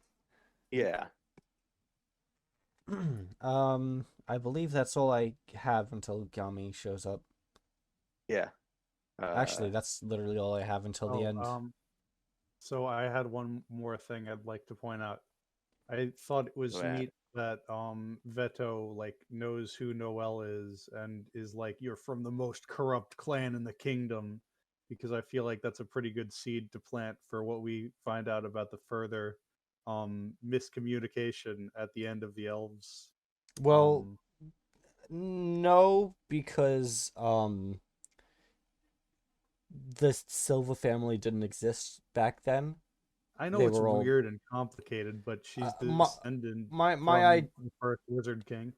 Yeah, but my idea, well, the Silva family seems to just be the most corrupt out of the three, just in mean, general. Yeah. So my thought was that he just kind of like heard about it from like Licht or whatever.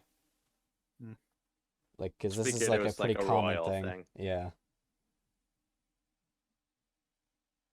Like Yeah. of course, like he sees all royalists as corrupt, but the Silvas are the most corrupt. That's I the just idea. had a really funny thing pop into my head. Yeah. Just Veto standing with like a political poster and like pointing at Noel and being like, "I didn't vote for you." He's wearing a shirt that says "Don't tread on me." He's He's like the He's libertarian. like that guy. He's like that guy from Monty Python and the Holy Grail. He's like he's like the guy criticizing King Arthur to his face. Like, this is no form of government. We must be self-appointed. Do you see he's putting his hand on me? Help, help, I'm being oppressed. It's like that. Funny. Nice. Funny joke. Haha, laugh. Funny joke. Funny joke. But yeah, back to the story. Veto tries to blow himself up, and Yami swaggers in. He got a new spell. He pushed past his limit, and he Yeah. fucking bisects Veto with the Dark Close Dimensional Slash. Pretty epic. Cool as shit. It is epic. It's cool because he implores all of the Black Bulls to surpass their limits in order to, defeat Veto. And he can't just sit by and watch them surpass their limits. He's got to do it too. Yeah. So he does. It's cool. Pretty awesome, yeah. I like how Very he gives everybody head pats. Yeah, that was cute. Very wholesome. And I like how with Gray and Charmian goes there in the anime, he doesn't actually know who Gray is. He keeps It's like, who the fuck? asking, "Who are you?" Yeah. Funny. Why are you wearing a Black Bulls robe? What the fuck? Who I are know you, Coca? everybody that I gave Are- to, and you're Are not you one of related- them. Are you related to Marx? You both have a coconut head. It's fun. I like Yeah. how in chapter 73, when they're like in the like infirmary beds in the underwater temple, in their various banters that are going on, it's canonically confirmed that that Magna fucks. Vanessa Sure. calls him a Sure it virgin is. and he insists that he is not. Yep. Definitely. You don't You think think- Magna fucks? One thing I think about a lot is, does Vanessa fuck? Absolutely. Because she acts Right. like she does, but like, I don't know, I just can't see it. Then again, this is Of weird. course you can't see it. It's not that kind of manga. Hey, Mike. This is It might be. Can't show that in a Christian manga. I mean, Mike, it might be that kind of manga. We all Hey. know Tabata learned how to draw by drawing women lactating on him. This is not a Christian manga when Asta literally wants to fuck a nun. What the fuck? It is definitely a Christian manga. Didn't you see the Hot Springs chapter? They all have Barbie doll anatomy.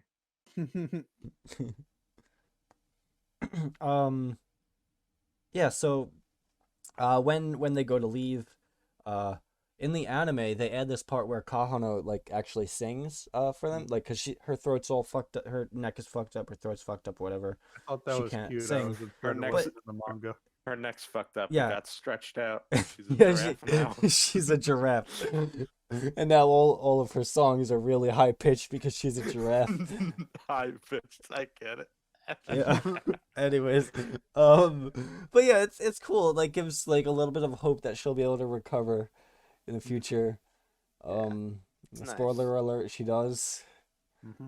That's everything I got. That's everything. Oh wait, Gordon, Oh yeah. our boy Gordon. He's so sad. Sad. He's a sad little boy. I love that little boy. He's a big Oh, no. grown man. But yeah, that's it. Yeah, that's everything. Okay. So, now that we are done, we have a couple more things to talk about. Right. Next, going on oh yeah, next so time? well, first we're gonna do some links, and then Oh, we're yeah. gonna talk about what we're covering in the next episode. So You didn't put we the links actually up last time. yeah, They were in well, the description, but not in the video. we forgot to do that during the video, so I had to like record a little extra segment, and then I forgot to put the links on the screen. But anyways, so I'll do that this time. So we've got you know, for Shonen BattleCast, we have a Twitter, we have Reddit, we have YouTube, obviously. We got Tumblr, Facebook, Instagram, Snapchat, all Yep. that.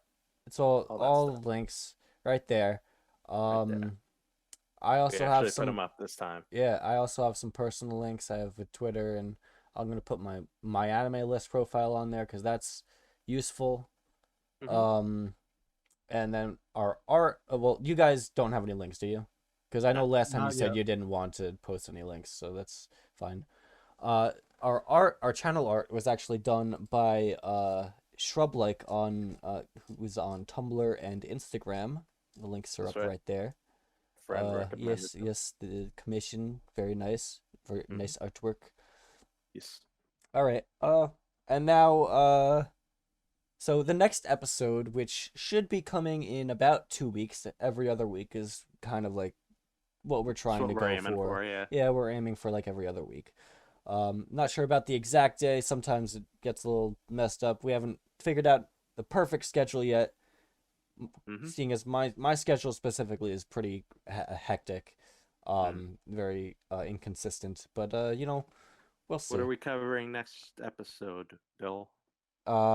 Chapters 74 through 132, which is a lot of chapters. Which is the Witch's Forest arc, which Star Festival / the Hot Springs. yeah, and the Royal Knights arc. The Witch's Forest, that also includes like the little bit at the Diamond start Kingdom where spat. the Diamond Kingdom invades the town of Kitten, I believe. Kiten or something. Kitty. Kiten. Like that. But yeah. Also in the anime, this section covers episodes 51 through 84 if you're following along in the anime. That's right. I believe there is filler in this section, so we'll probably be covering that. Right? I like to think so, yeah. Yeah. I think that's pretty much it. You guys, did we forget anything? Later, skaters. Oh no! Goodbye. We're skating away. Oh shit! I'm gonna do a wheelie.